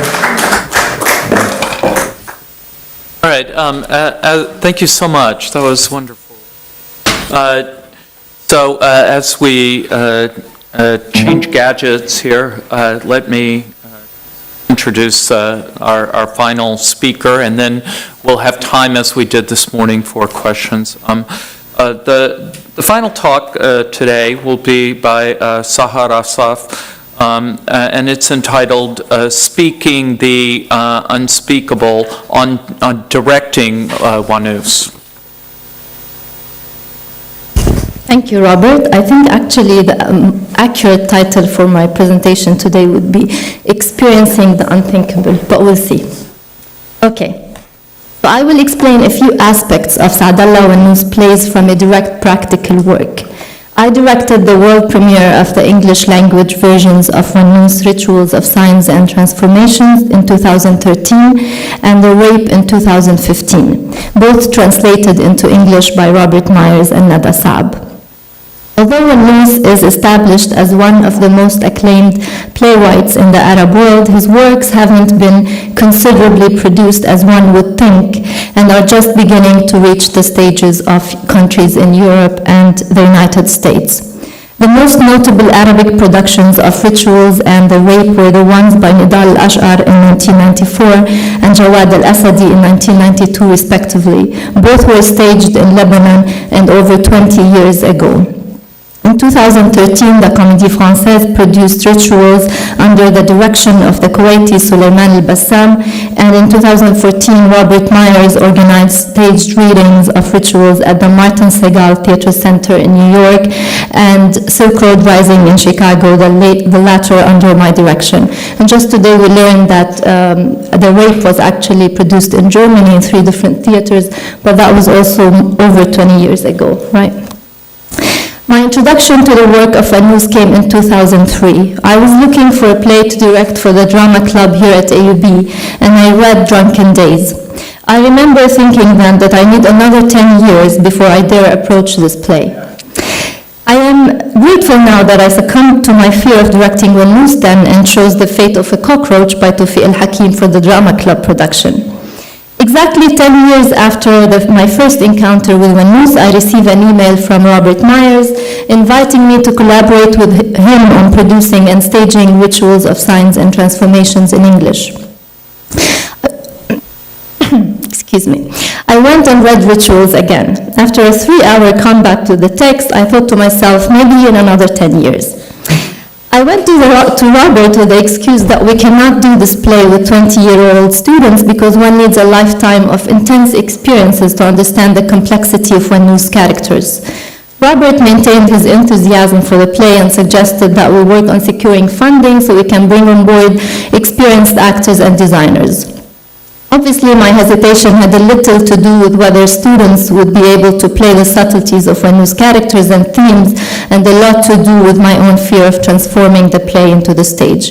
Yet no one is in his or her right mind would say no to Robert's suggestion.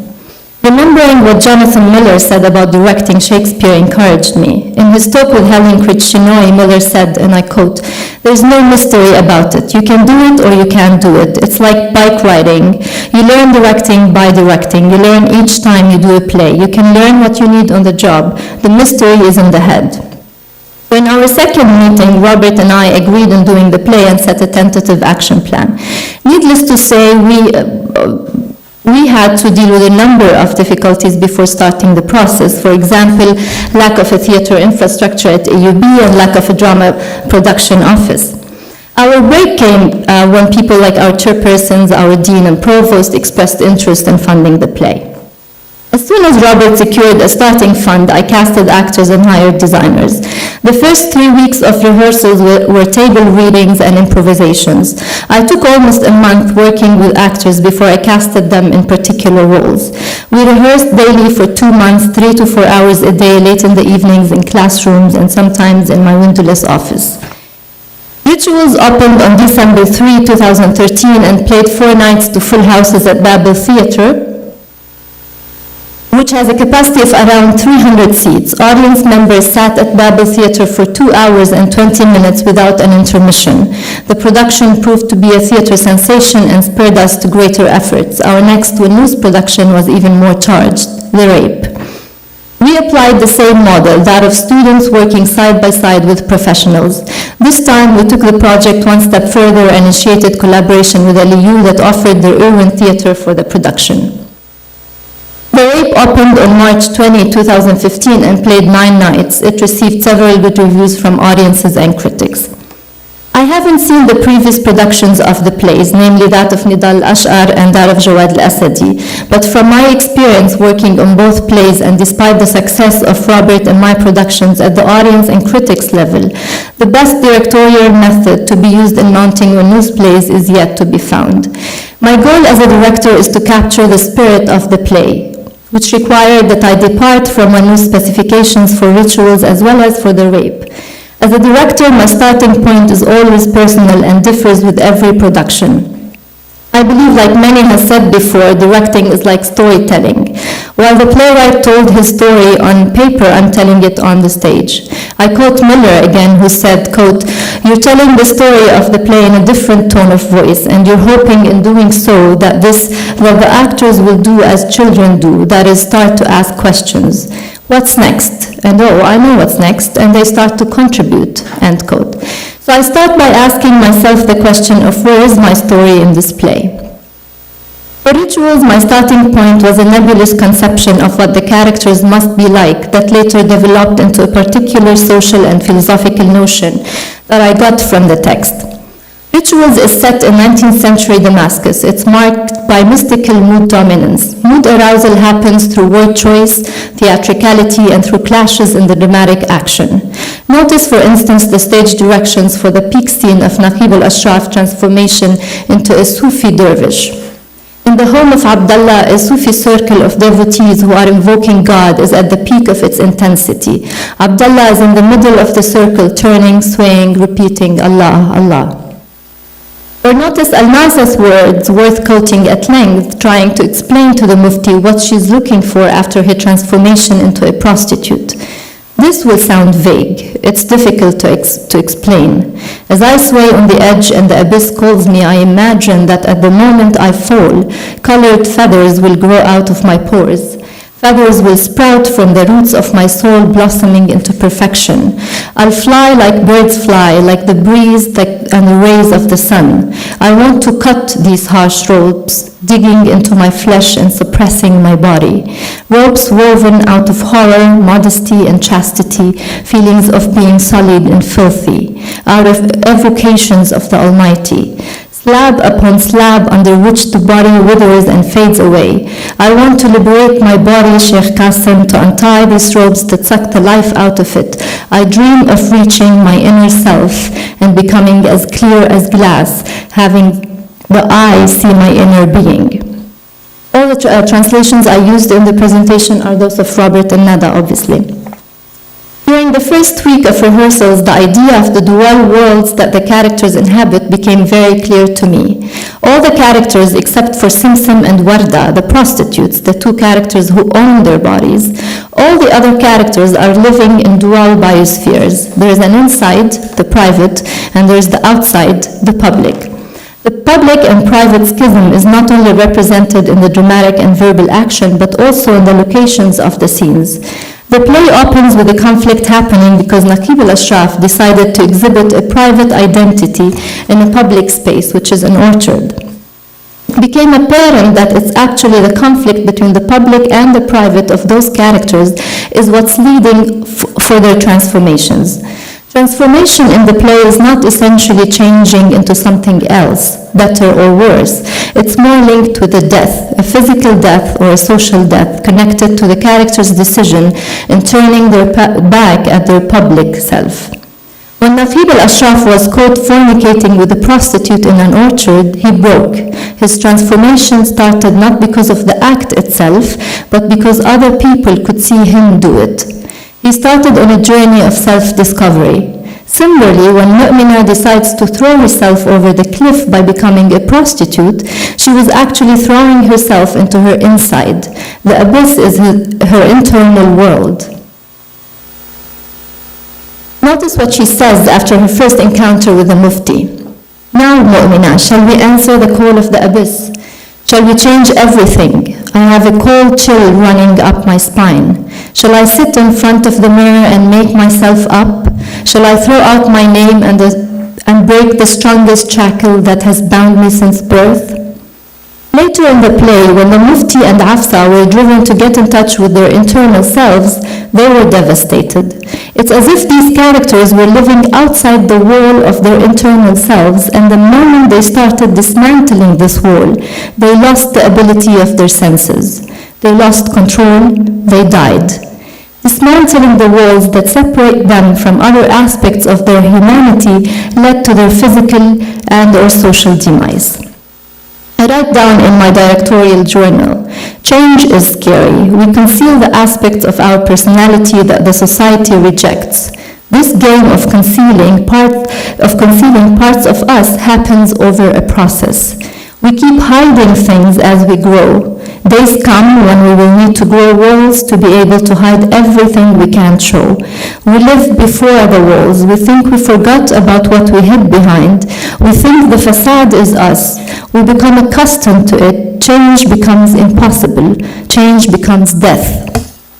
Then in a moment we are reminded of what is behind the wall. We want it, we bring in the hammer and we start dismantling. The noise of this deconstructing deafens us. We can't hear the world roaring behind us. We bring the wall down. We look at us, at the many of us. We smile, we turn back to show the world what we got, but the world is standing there in silence. We are dead. This understanding of the play made it clear to me why the protagonist of Rituals must be Mu'mina al-Masam. I found the spine of the play. When Mu'mina decides to claim her agency as a human being, as an entity on her own, when she decides to let go, although she's not sure what will happen to her, she flew over the cliff. As soon as she does, the whole world around her erupts into turmoil. The abyss is her internal world. She flies above herself and above her desires. Now she understands that all the other characters in her world are stuck before their walls. She can see both sides of the wall. They can't. She can see that they too are victims and that their animosities towards one another are only based on fear of what's behind their own walls. She understands, she loves, she's tolerant, she's a goddess.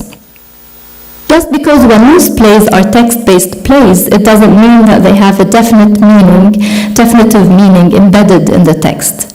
In fact, exactly because much of what happens on stage is conveyed through verbal interaction between psychologically complex characters, the play becomes very equivocal and its realization on stage becomes a task of making highly complicated decisions from line to line. Deciding that Al-Masa is the protagonist of the play is only a version of the story one hopes would be a convincing one. This decision of whose play it is came very early in the process of directing Rituals. While in The Rape, I only realized that I chose Mother Sarah to be the protagonist, from which the conflict of the play stems on the sixth performance of the play in front of an audience. In the last image of the play, I decided against Wannous' resolution that the mother should express something after the murder of her son on the hands of her platonic lover. Wannous said via Dr. Menahin, the funeral was modest, the mother showed no emotion, she shed no tears. What inspired this decision is a moment in rehearsals when I asked the actress playing mother to push a table into the acting area as if it's the carriage of the baby the character is taking care of. The image brought to mind Mother Courage. The similarity between the character of Mother Courage and that of Mother Sarah suddenly surfaced in my imagination. And I thought if Mother Courage exerted a silent scream for losing her third child to the war, Mother Sarah cannot but express something. I found the ending of the play. Mother Sarah will come on stage after his hack is killed to pull his dead body away, just like an animal would bury its dead or cover it with foliage. She will express a basic animalistic instinct. That's fair to me and to Wannous. Wannous warns in his introduction, and I quote, against presenting Israeli characters in a comic, coarse, or exaggerated manner, end quote. I thought that having the mother express no emotions after the death of her child is quite an exaggeration. Yet putting words into her mouth would be untrue to Wannous, but having her body express something that Wannous did not write would be fair. This bodily gesture that I made the actress playing the mother do actually takes Wannous' warning one step further by polishing even one of the most orthodox characters in the play. Only in the sixth performance that I understood the image I composed early on in the rehearsals. I realized that what Mother Sarah is doing by kneeling to pull the body of her dead child is actually bending to and accepting the tragedy that her teachings and beliefs caused. She transformed at the last moment and lights go down in the image of her transformation. The word hope that Wannous closes the play with becomes the hope of the transformation of Mother Sarah. The blackout that separates that image from the closing scene where Dr. Menahin summons Wannous on stage becomes a moment for the audience to detach from their emotional engagement with the play and hopefully make that discovery. Eventually, this change in the finale ended up serving Wannous' warning in his introduction and supporting his statement in the closing scene. For instance, when Dr. Monahan asks him about the implications of the statement in the play, "It's either them or us," he said, "We can't go out of this trap as long as beliefs like Meir and Gid'on's are the principal ones on the other side." I thought if Mother Sarah can realize the fatal tragedy that her beliefs caused, there will be hope. In Rituals, the case was different. Although I decided who my protagonist was early on, I still could not decide on the ending of the play. Wannous killed Almasa on the hands of her brother who was seeking his manhood. The resolution comes with Al-Mufti mourning her by starving himself to death and the whole city going into disarray. Hamid, one of the city's notables, comes on stage after Safwan kills Almasa and says, "When the news spread, the city was enraged. People became despondent. They worried that bad things would befall them. The Mufti, who was relieved himself of his post, tore his garments and shrieked with grief. He remained in his house and swore not to eat or drink until God took him away. Peace has evaporated. We live now in disarray, and no one knows what the future will bring." For me, this cannot be the end. The Mufti, by starving himself to death, was slowly annihilating the greatest symbol of patriarchy, which was what Almasa was fighting against throughout her transformational journey. Peace cannot evaporate from the world of the play after the death of the patriarch, at least for me. The future must be brighter, I thought. So I decided to cut the last scene that gives out Wannous' resolution and to choose instead that the play close on the climax, the dead body of Almasa. But just before lights fade to black, have a subtle yet obviously optimistic change appear to the audience. Easy said than done, obviously. I still could not find this slight change. I went back to the basic aspect that defines my job as a director, that of storytelling, and asked myself, if not the resolution of Wannous, and if the play climax at the death of Almasa, what happens next? From this improvisation with the self came my instinctive answer: a new day starts, and before I could continue, it hit me. A new day starts with the adhan, the call for prayer. It's only 2 days before the opening of the play that I discovered that the next convincing action in my version of the story is to hear the sound of the morning prayer, which we heard before in the play, only this time it will be called by a woman. I ran to my sound designer then, Rafif Ghali, and asked him to make this possible, and he did. I want to...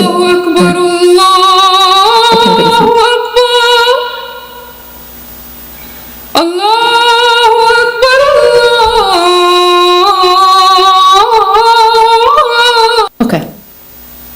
We can listen to it later. So, the voice of the women after Almasa's death cannot remain a awra. While for Rituals, my starting point was a philosophical concept that rotates around the protagonist's journey in the play. For the rape, my point of departure was the devastating images of the separation barrier, or Jidar al-Fasl, built by Israel to imprison and isolate the occupied Palestinian territories.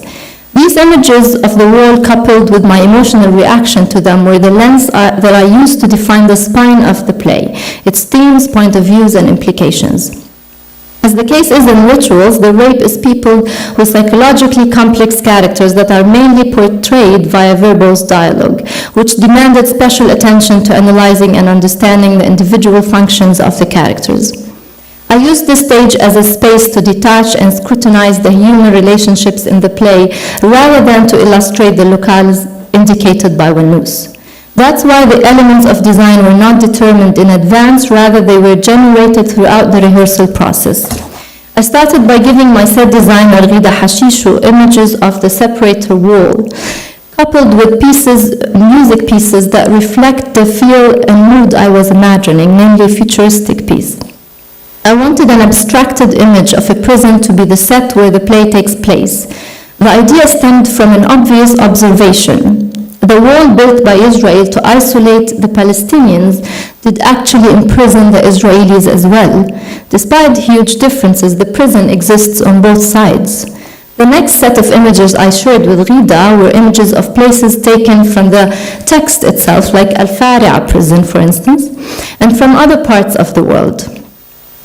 The set design transformed over the course of 1 month from this to this to this, one more, and that was the sketch before final.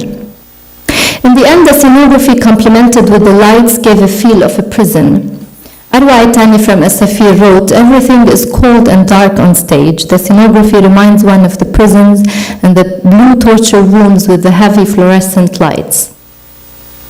This is how it looked like. Using prison as a metaphor to construct the set consequently affected how I think and use my other tools as a director. With my costume designer Bashar Asaf, for instance, we chose to dress both groups in what can resemble prison outfit. Categorizations in colors and fabrics were used to distinguish between characters who transform and those who don't, rather than between Palestinians and Israelis. The prison metaphor also determined the acting method I had to employ as I worked with my actors. To explain this, I have to go back to the beginning of the process. I start with table work. We read and reread the play. Sometimes I ask actors to read various roles, not only those they are casted to play. We agree on the facts, the non-negotiable aspects about the text. For instance, the rape is set in 1989. It takes place in the West Bank 2 years after the break of the First Intifada, etc. Every actor then has to research facts about their own character's history and the starting point, the forward and backward analysis of the text, but they are encouraged to look outside. For the rape, it was mandatory to create a clear separate world between the Israeli characters and the Palestinian characters, especially that in the scenography I was going in the direction of creating one world. This required that during some rehearsals I separate the actors playing Palestinian characters from those playing Israeli characters. One effective exercise we did was a debate on whose cause is just. I asked the actors to answer the question of whose cause is just from their character's perspective. What was great about this exercise was that the actors, especially those playing the Israeli characters, had to put their personal politics and judgments behind and research the cause from the perspective of a Jewish and/or Zionist individual living in the West Bank in 1989. An exercise we logically never do in this country. The day we played the debate, we started with raising the flag and standing for the national anthem of each group. For obvious reasons, actors asked that we delete their pictures with the Israeli flag, so I don't have any here, and we did. Actors playing the Palestinian characters expressed after the game their frustration and anger. They felt oppressed. The politics of the body are of great significance in Wannous plays, especially in the rape. It's a bodily experience that paved the way for Ishaq's transformation into a compassionate human being and Dalal's transformation into a resistance fighter. After her rape in the torture room of the Shimbet and in front of her husband Ismail, Dalal says in her dialogue with Al-Fari'a, "It's a land in which we don't even own our bodies." Working with the metaphor of a prison and the oppressed and violated bodies of the characters, it became a major necessity to guide actors to know their own bodies and understand the emotions of their characters through it. For this purpose, Augusto Boal's techniques of theater of the oppressed were very useful. The skipper and the soldiers exercise, for instance, was very effective to help actors playing Palestinian characters understand the effect of oppression on one's body and physical expression. The objective of the exercise is simple. The skipper wants to pass from one side of the room to another, while a group of soldiers blocking her way. It was very interesting to see that most actors would begin first by physically fighting their way through the wall of soldiers, although I never mentioned how they were supposed to achieve their objective. After the improvisation, I would ask the actors to notice the effects of the experience on them, not only psychologically but also physically. How were they breathing? Was their stomach muscles tensed? What about their hands and legs? Boal's image theater was another effective method. I asked actors to improvise the emotional spine of a particular scene into a still image. Then I asked them to observe their physicality in the image. What muscles were tensed? Where were their eyes focused? And so on. Then we took this image and used it to find the beats and intentions of the scene. When we worked on the scenes, actors would replicate the physical gesture they found through the improvisation to incur an emotion. When this method did not work, I used psychological gestures. We agree on a subtext and then play it with a physical gesture. Once we find a convincing tonality, I ask the actors to remove the physical gesture and play it only in their imagination while saying the line. These methods help me bring the actors closer to understanding and playing the three-dimensional structure of the character rather than one aspect of it. Other straightforward methods came to help. For instance, I had actors playing Israeli characters to wear the kippah during rehearsals. Although I didn't use it as a costume props for the performance. It would have been very dangerous for actors to play the side of the character they are drawn to and ignore its other dimensions. However, in my work, telling actors where to stand and how to move on stage comes very late in the process, and most of the time it comes organically by asking actors questions that will aid them to act logically in the given circumstances of the play. I focus my attention on helping actors create a world. As for how the world will be used is kept for later in the process. In Wannous theater, the world of the play best surfaces when we say the text or the visible while playing the subtext or the invisible. This calls for a double reading of the text and the subtext.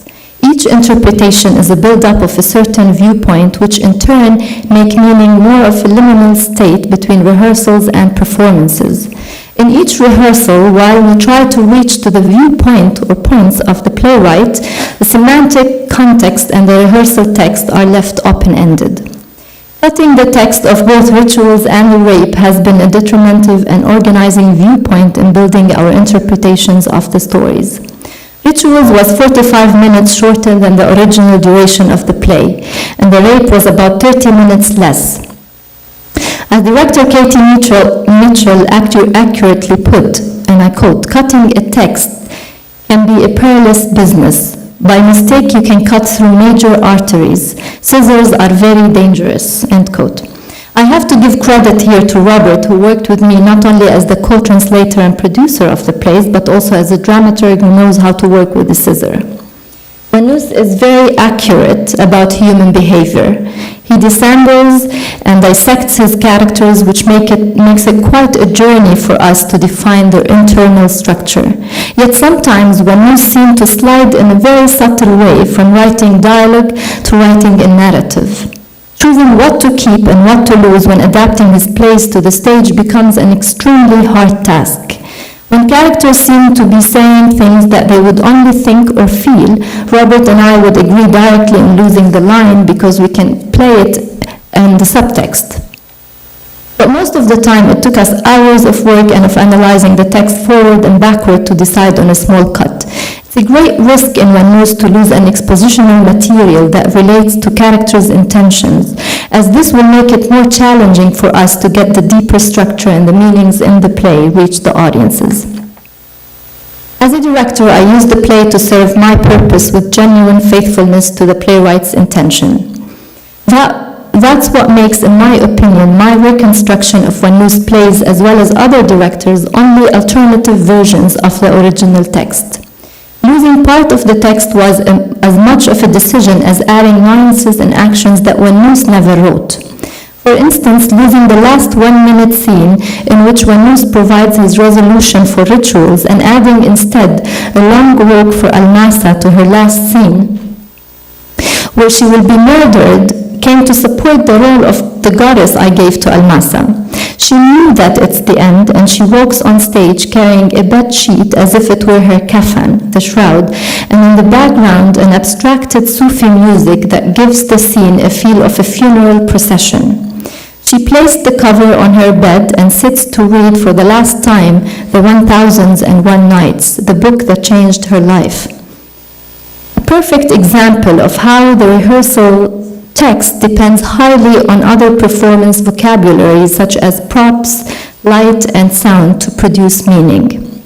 Jonathan Miller believed that, and I quote, "The function of art is in fact to produce complex experiences in the mind. I hope, therefore, that the audience will bring their full imaginative apparatus to bear on what they're hearing and seeing. If they don't, they will see only one colored light. I hope they see the whole spectrum, end quote.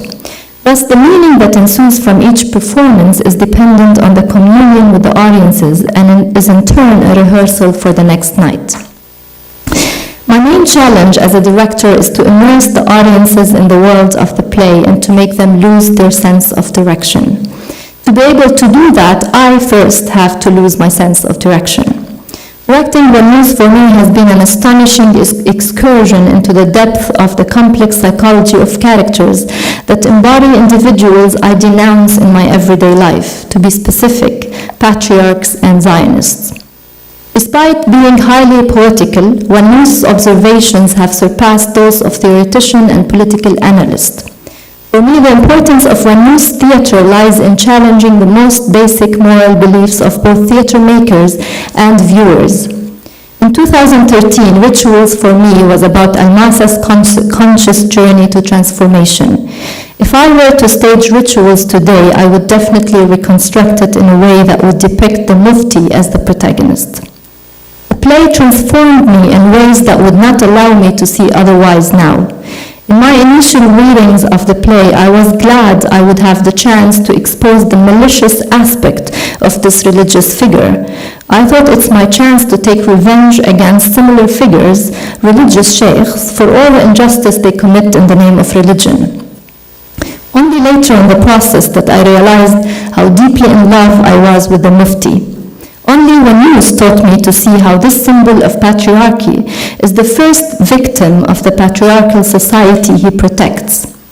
At your age and you've never known love, asks him Almasa, to which he answers, I used to believe love was a corruption devised by the idle and impudent. Only Wannous allowed me to see beyond his facade and into the depth of his miserable and shattered humanity.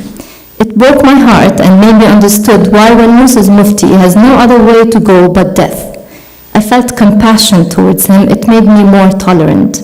I'm ill, he said. I'm consumed by love and longing. My sanity and willpower have waned. All that remains is this love that burns in me and estranges me from myself. In some ways, Wannous plays are testing our entire social and moral systems. In his response to the rape production, writer Adham Dimashqi wrote for Skoon, a social and cultural online magazine, and I translate, Saudallah Wannous transformed me into an apostate according to the deep-rooted fundamentalist beliefs.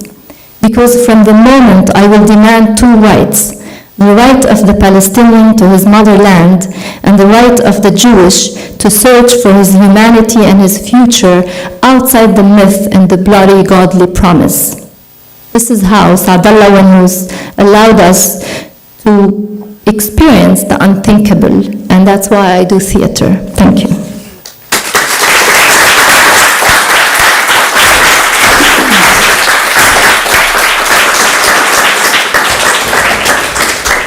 So thank you, Sahar, thank you, Mohammed, and thank you, Ted. We do have time for a couple of questions, so please, the floor is open. I know it's late in the day. Obviously, those of us who participated in the production could, I have questions after speaking, but, oh, good, we have a question here. Do we have a mic? Now, do we have,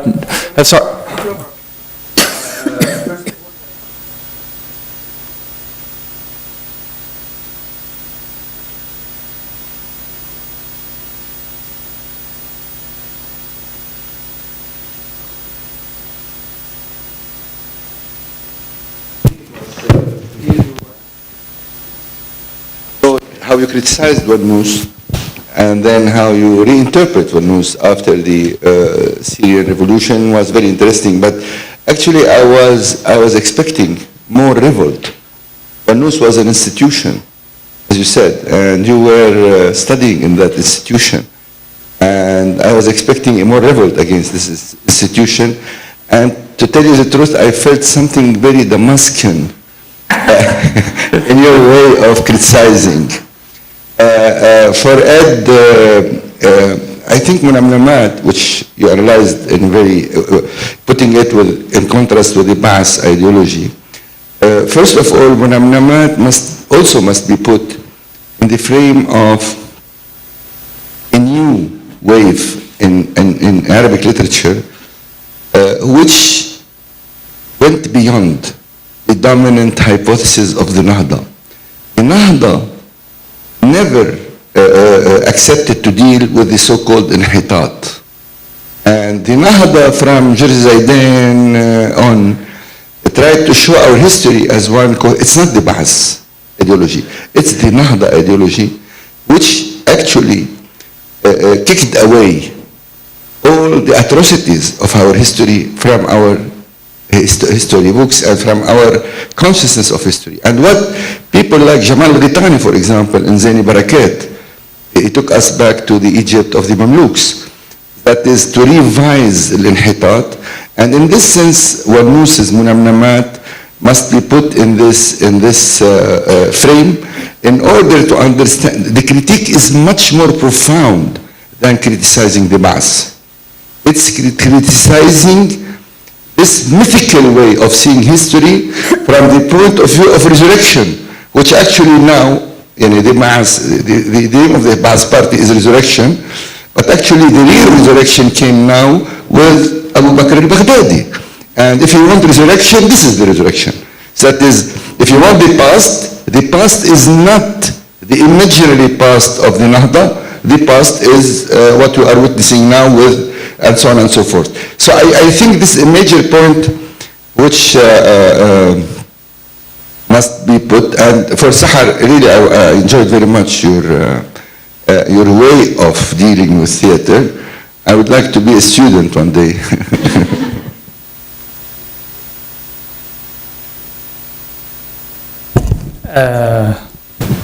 Okay.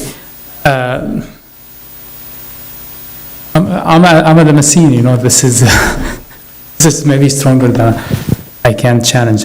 I think there's no room to go to explore more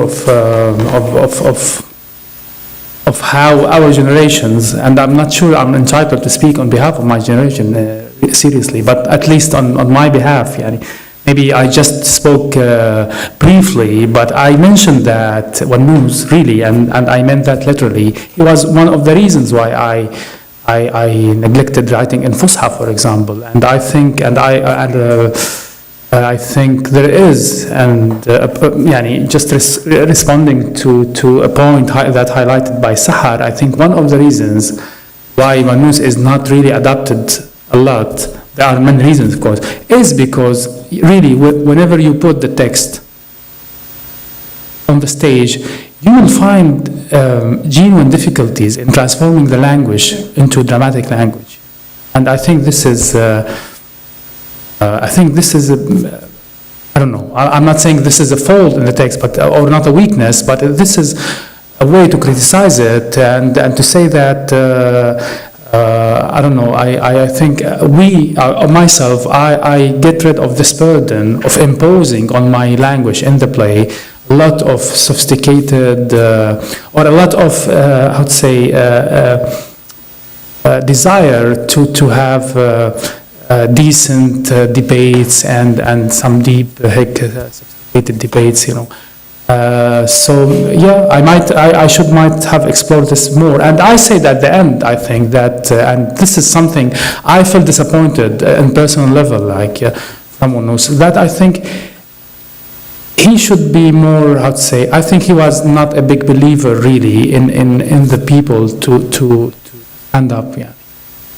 And I said this in the end of my note, yani. And that's why I think that I wish he was here with us, because I think as a Marxist, as you mentioned in your contribution earlier, and as somebody who spent his life really resisting and fighting, it's sometimes for me his position, at least from what because I didn't meet him personally, but from his writings, conversations, or even the last movie with Amir Light, is a position which is more or less common between established intellectuals who really spend genuinely their lives fighting and resisting, but you feel that they don't, somewhere in their hearts, believe in people. To the end. I don't know. We need maybe another take too. But yeah, I agree. But at the same time, and sorry for taking too much time. Of course, I also influenced by Wannous, and I respect him and I love him. And maybe part of my criticism is because of how much I don't know, affected by him sentimentally, not just professionally. So, thank you. I agree with you entirely. When I say that totalitarian regimes are not so much interested in fighting against specific political orders as they are against fighting a battle against Enlightenment and Nahda philosophy, I don't mean to assert that in contradicting a totalitarian ideology, Wannous is then celebrating the spirit of the Nahda. To the contrary, it seems to me that he's looking for some kind of alternate historical imagination that takes us beyond the positivism of that period, or even the kind of Marxist dialectical approach that you see in his early work, in the later work. And in fact, I think that's actually what puts, in some ways, whether it's Mananamat or Ihtisab or Takusa al-Sharat wa Tawalat, the thing that is, that in my mind, brings those three plays together is this search for a divine violence. When we were thinking before about, when we were talking in the first session about the political program that Wannous seems to be implying, it strikes me that, in fact, that's where we go wrong when we're looking for a particular project that can be manifested in a series of actions. Because I find it useful to think of Benjamin's distinction between state creating violence, state preserving violence, and what he calls divine violence. That there are certain violences that bring states into power, and then states have to exercise that power. And so how do you get out of that cycle of state creating and state persevering violence? And Benjamin proposes that there might be something called divine violence, which he never defines, but which is that kind of violence that ruptures the homogeneity of time and allows us to see how we can, what elsewhere he calls the kind of messianic chips, the straight gate through which the Messiah may enter at any time. If we can imagine violence as a way of rupturing things and complete transformation, it seems to me that hope is what is implied in that extremely disturbing, admittedly disturbing passage about suicide, istishhad, as this moment of joyful sexual self-fulfillment. And it seems to me that similarly, Takus is not a story of self-fulfillment and a mere rejection of patriarchy. It is a story of a kind of radical legibility in which the individual surface and interior becomes one, a kind of radical deconstructing of how we understand identity. And in some ways, it's the personal version of a political agenda that is equally indebted to mysticism, which is why I think that Massa and her husband go on similar trajectories, but both of them are mystical. It's not just coincidental that they're constantly going back between these Sufi scenes. It's because Sufism, and particularly this version of Sufism, which is without a guide, without a master, is in some ways the parallel for the journey that Massa takes. Yeah, I mean, exactly. I mean, in other words, that's a long way of saying exactly. It is. And Sahar, would you like to talk to Elias about being your student? No? I'm going to hold him accountable on that. Can I remind? Some more questions? Yes.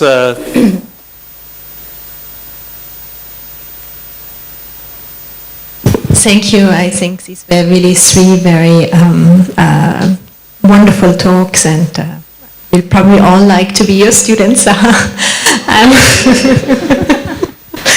I would like to come back actually to the depiction of maybe the depiction of violence.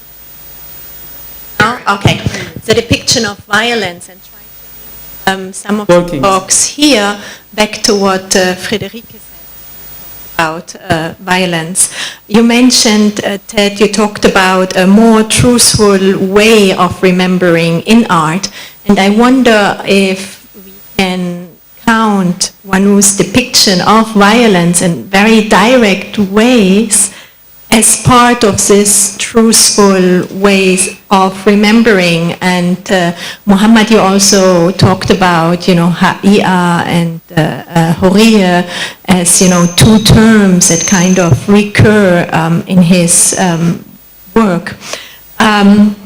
So my question is, do you think that this depiction of violence, how does it stand out, and how does it maybe help us, today, looking at Wannous today, to come to, if you want, terms with some of the very direct exposure to violence we experience, especially in the context of the Syrian revolution?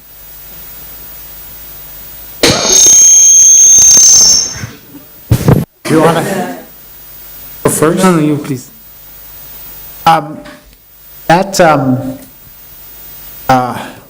That's a fascinating and challenging juxtaposition. Because on the one hand, I do think that Wannous is struggling in later works with violence and reclaiming violence as a space of potentiality. And there's this kind of mystical component of that violence. There's these opportunities for kind of self-discovery and transformation in a violence that would be the end of violence. However, and you have the same encounter, when you read Benjamin, there's always this problem of, well, what constitutes the divine violence? It's fascinating reading until you try to translate it into real world actions. And of course, every revolution imagines itself as divine. Every revolution does not imagine itself to be law-giving violence. They understand it to be divine violence. That's why they always set the calendar to 0, because the world has been recreated. So in some ways, that's the dilemma, is that in fact, there's a way of looking at everything that has unfolded as true to Wannous's vision of what a revolution can be. At the same time that I recoil from that idea and say, well, no, this is in fact precisely the kind of violence. I guess the thing is that the distinction I would make is that for Wannous, violence is connected to a profound uncertainty. That in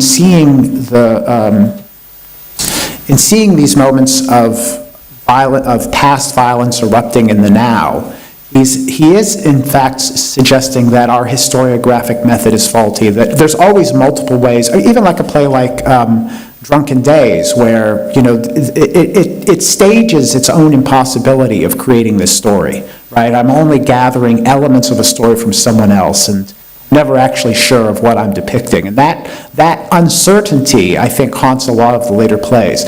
And to that extent, I think that's where his historiographic project and the place of violence in his historiographic project differs from the kind of totalitarian violence that we see spreading across the region now. I feel like I haven't taken up the challenge of your question, but that's really the most I can do. What was just briefly, Lala, just your precise question to me?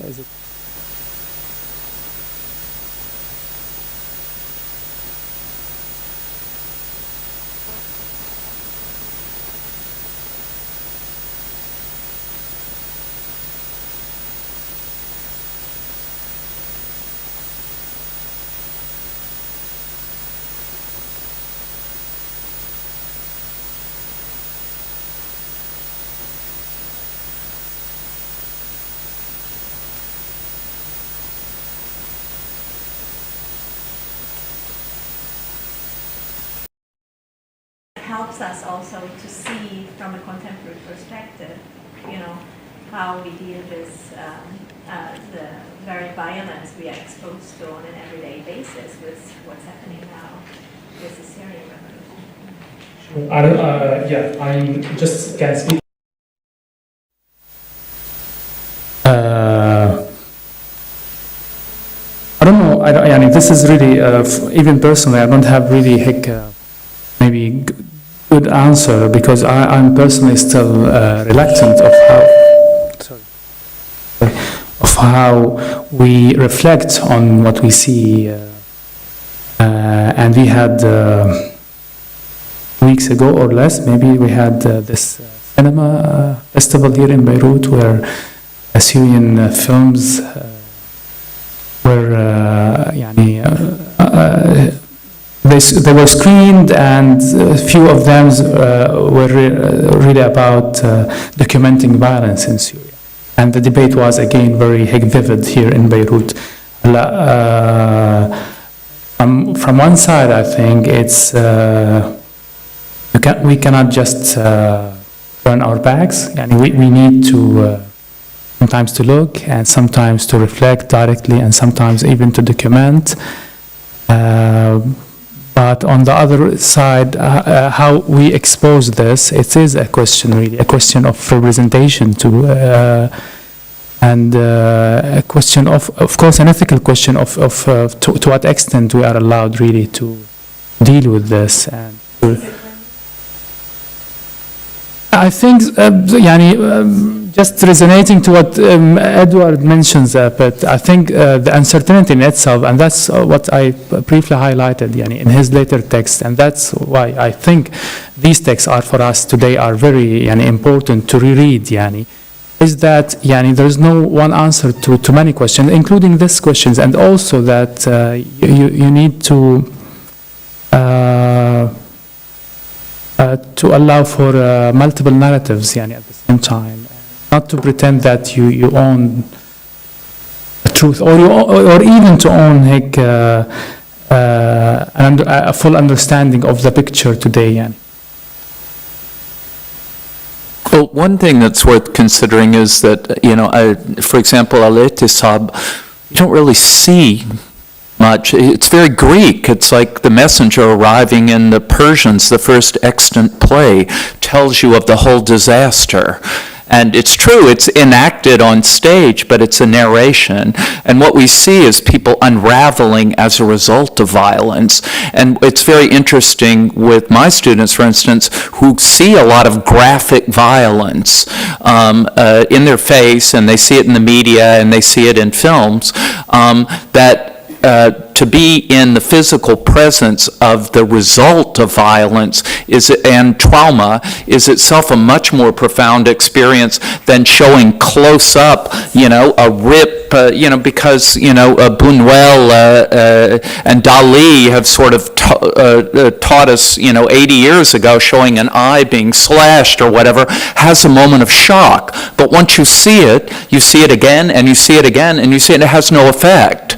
However, words have the potential, and I do think this is the shift to some extent from Marx to Freud, which some people have criticized Wannous of, is that here, and this is a turning point, we actually see somebody try to find the language to express the unexpressible, that which cannot be said. And this is something we came up against with actors who were acting in their second or third language.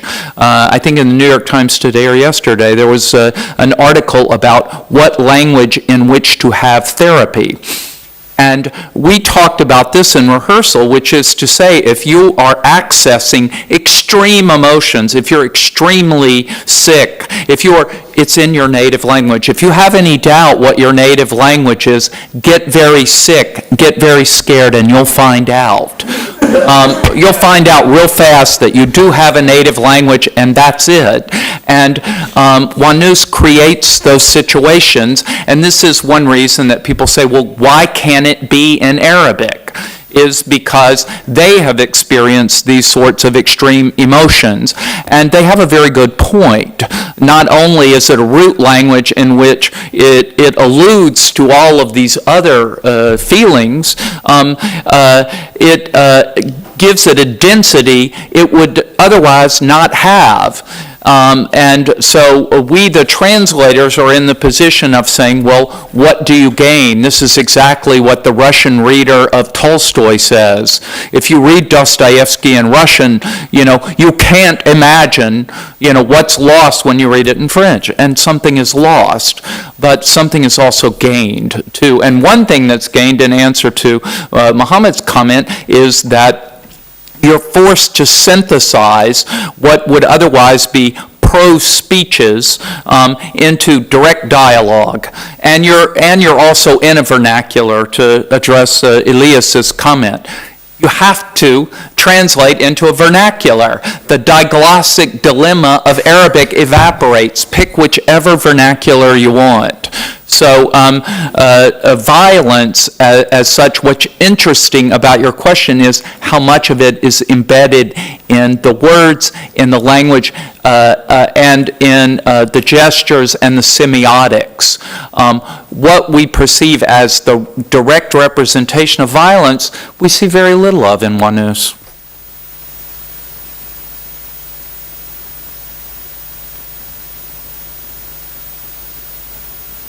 I'm sorry, I didn't mean to. I'm supposed to be the moderator here. I didn't mean to. My students are always accusing me of giving a harangue. I'm sorry.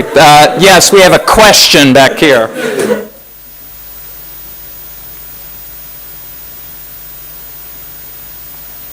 We can try. Why don't we'll try the mic. We just don't want you to have a, splitting earache tonight from the feedback. Okay.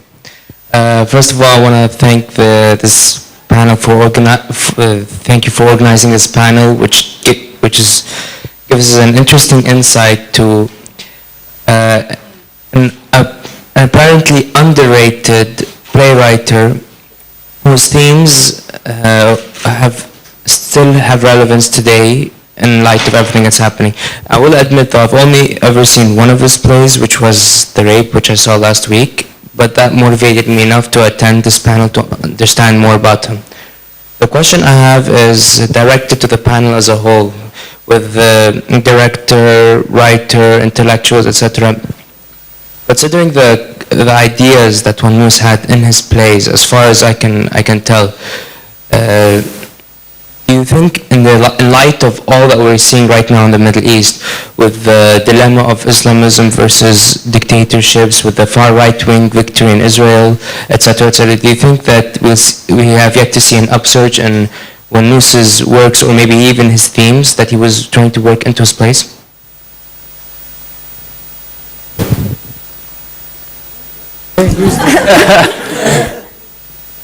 I hope yes, my answer to that. As a director, I still dream that I'm going to do one day Drunken Days, so I can promise you that, but I don't know when. I think Wannous, when the first time I read The Rape, when Robert suggested that we also stage this play this year, the first thought that I had, this is written 89, it's definitely outdated in terms of the political message, so many things changed, to the political conflict between Palestine and Israel. There was no war, there was no Hamas, etc., etc. But it cannot be more timely, really. And you saw the play, the themes in the play, the characterization. Same thing in Ritual. For me, it was Rituals of Signs and Transformations. It's written, and there's a distance. Wannous distanced the play into the 19th century, Damascus, but I've never seen a work that speaks to our present more than Rituals of Signs and Transformation. You have to see the audiences sitting in the auditorium, for instance, during the homosexual scene, like two gay men expressing love to each other. It was overwhelming to see such a reaction, and this is a play also written like more than 20 years ago.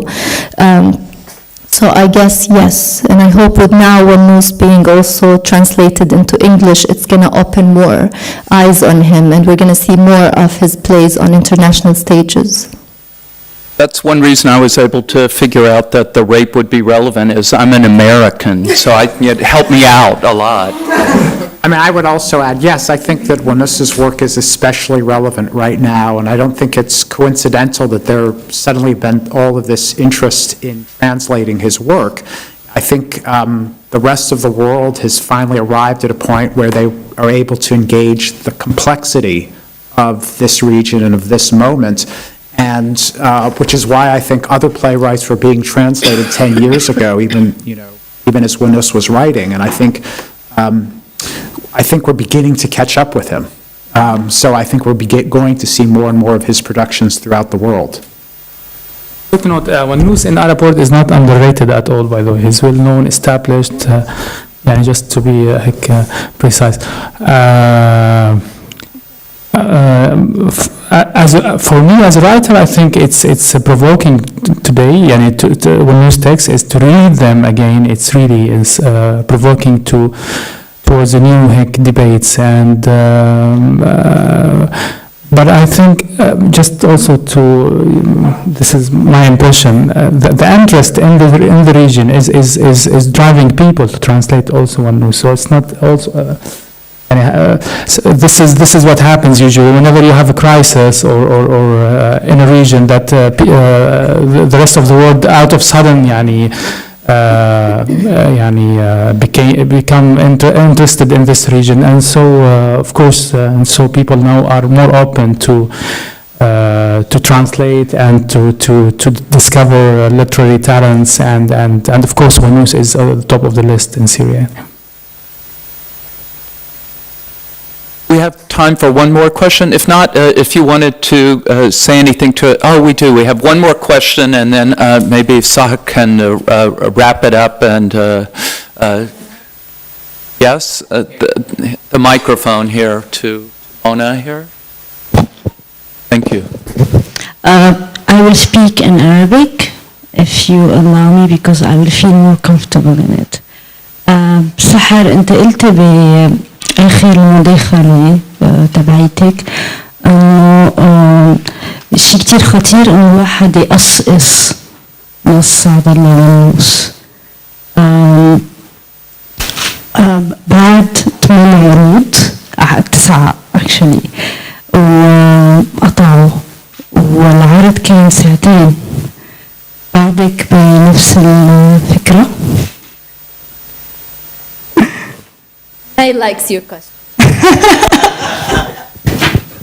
So her question whether I still think after the 8 performances of a 2-hour play, whether I still think that cutting Wannous text is a terrible, very hard business. Yes, I still think so.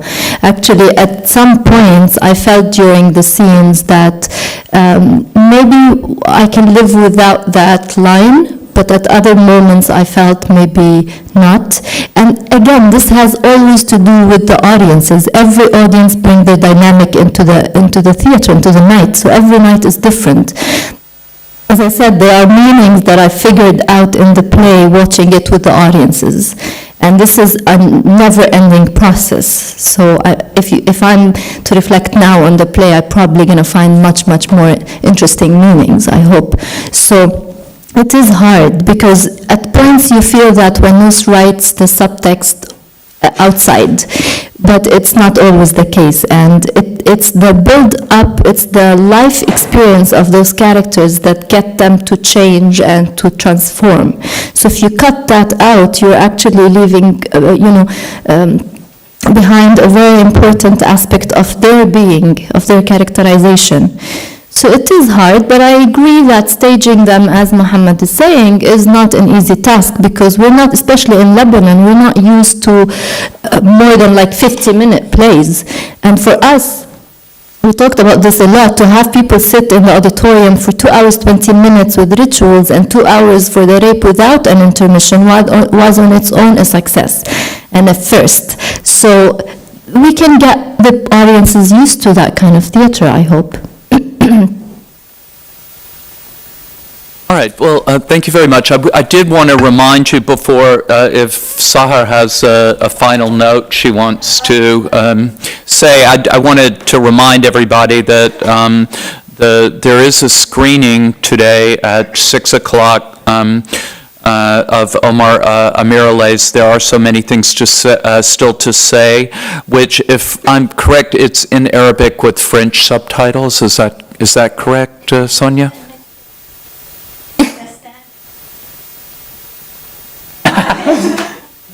No, but yeah, and, it's a very, very vital piece of the puzzle.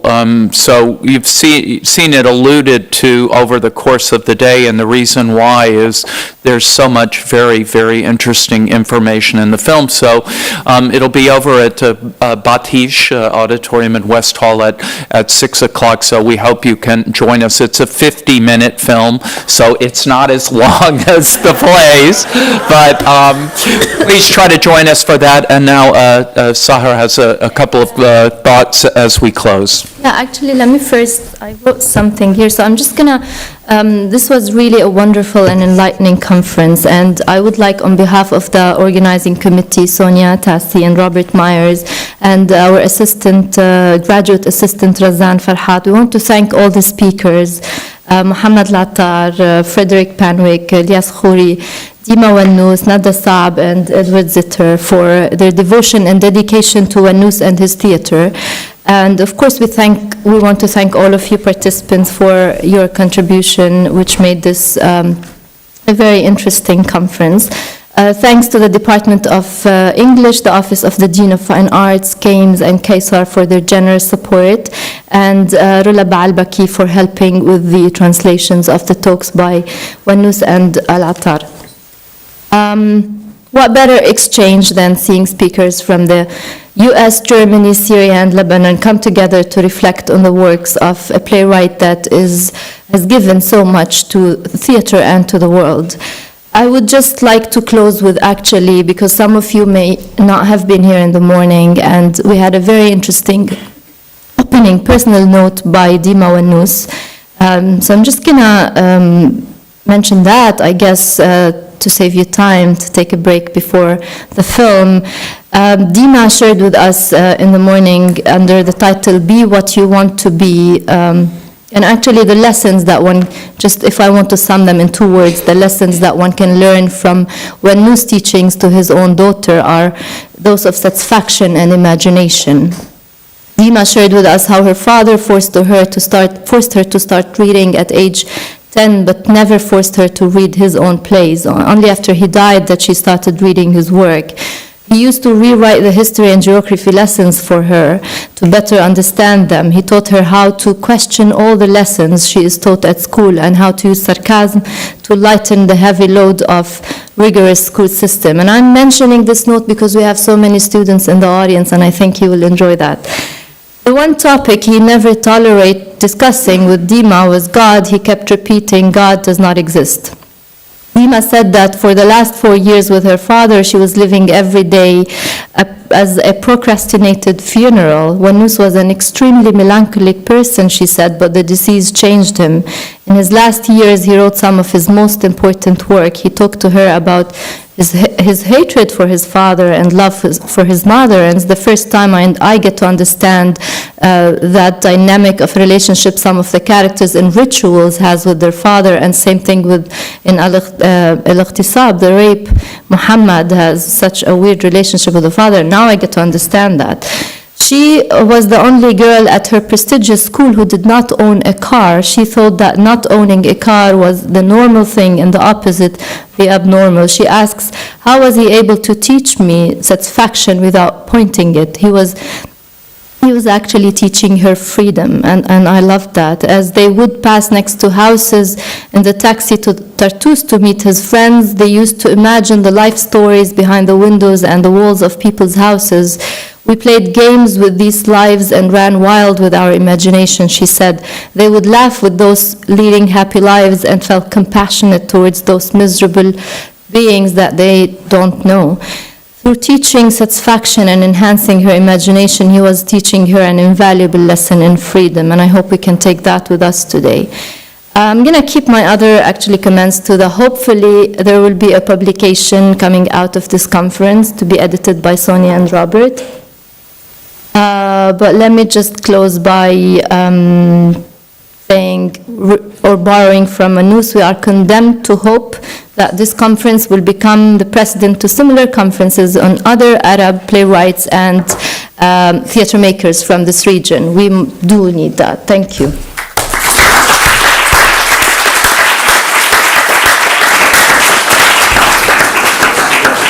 Thank you all for coming today. We really appreciate it. Hope to see you at the film, and I want to thank my collaborator Nada Saab over here, without whom there would have been no text or presentation. Thank you.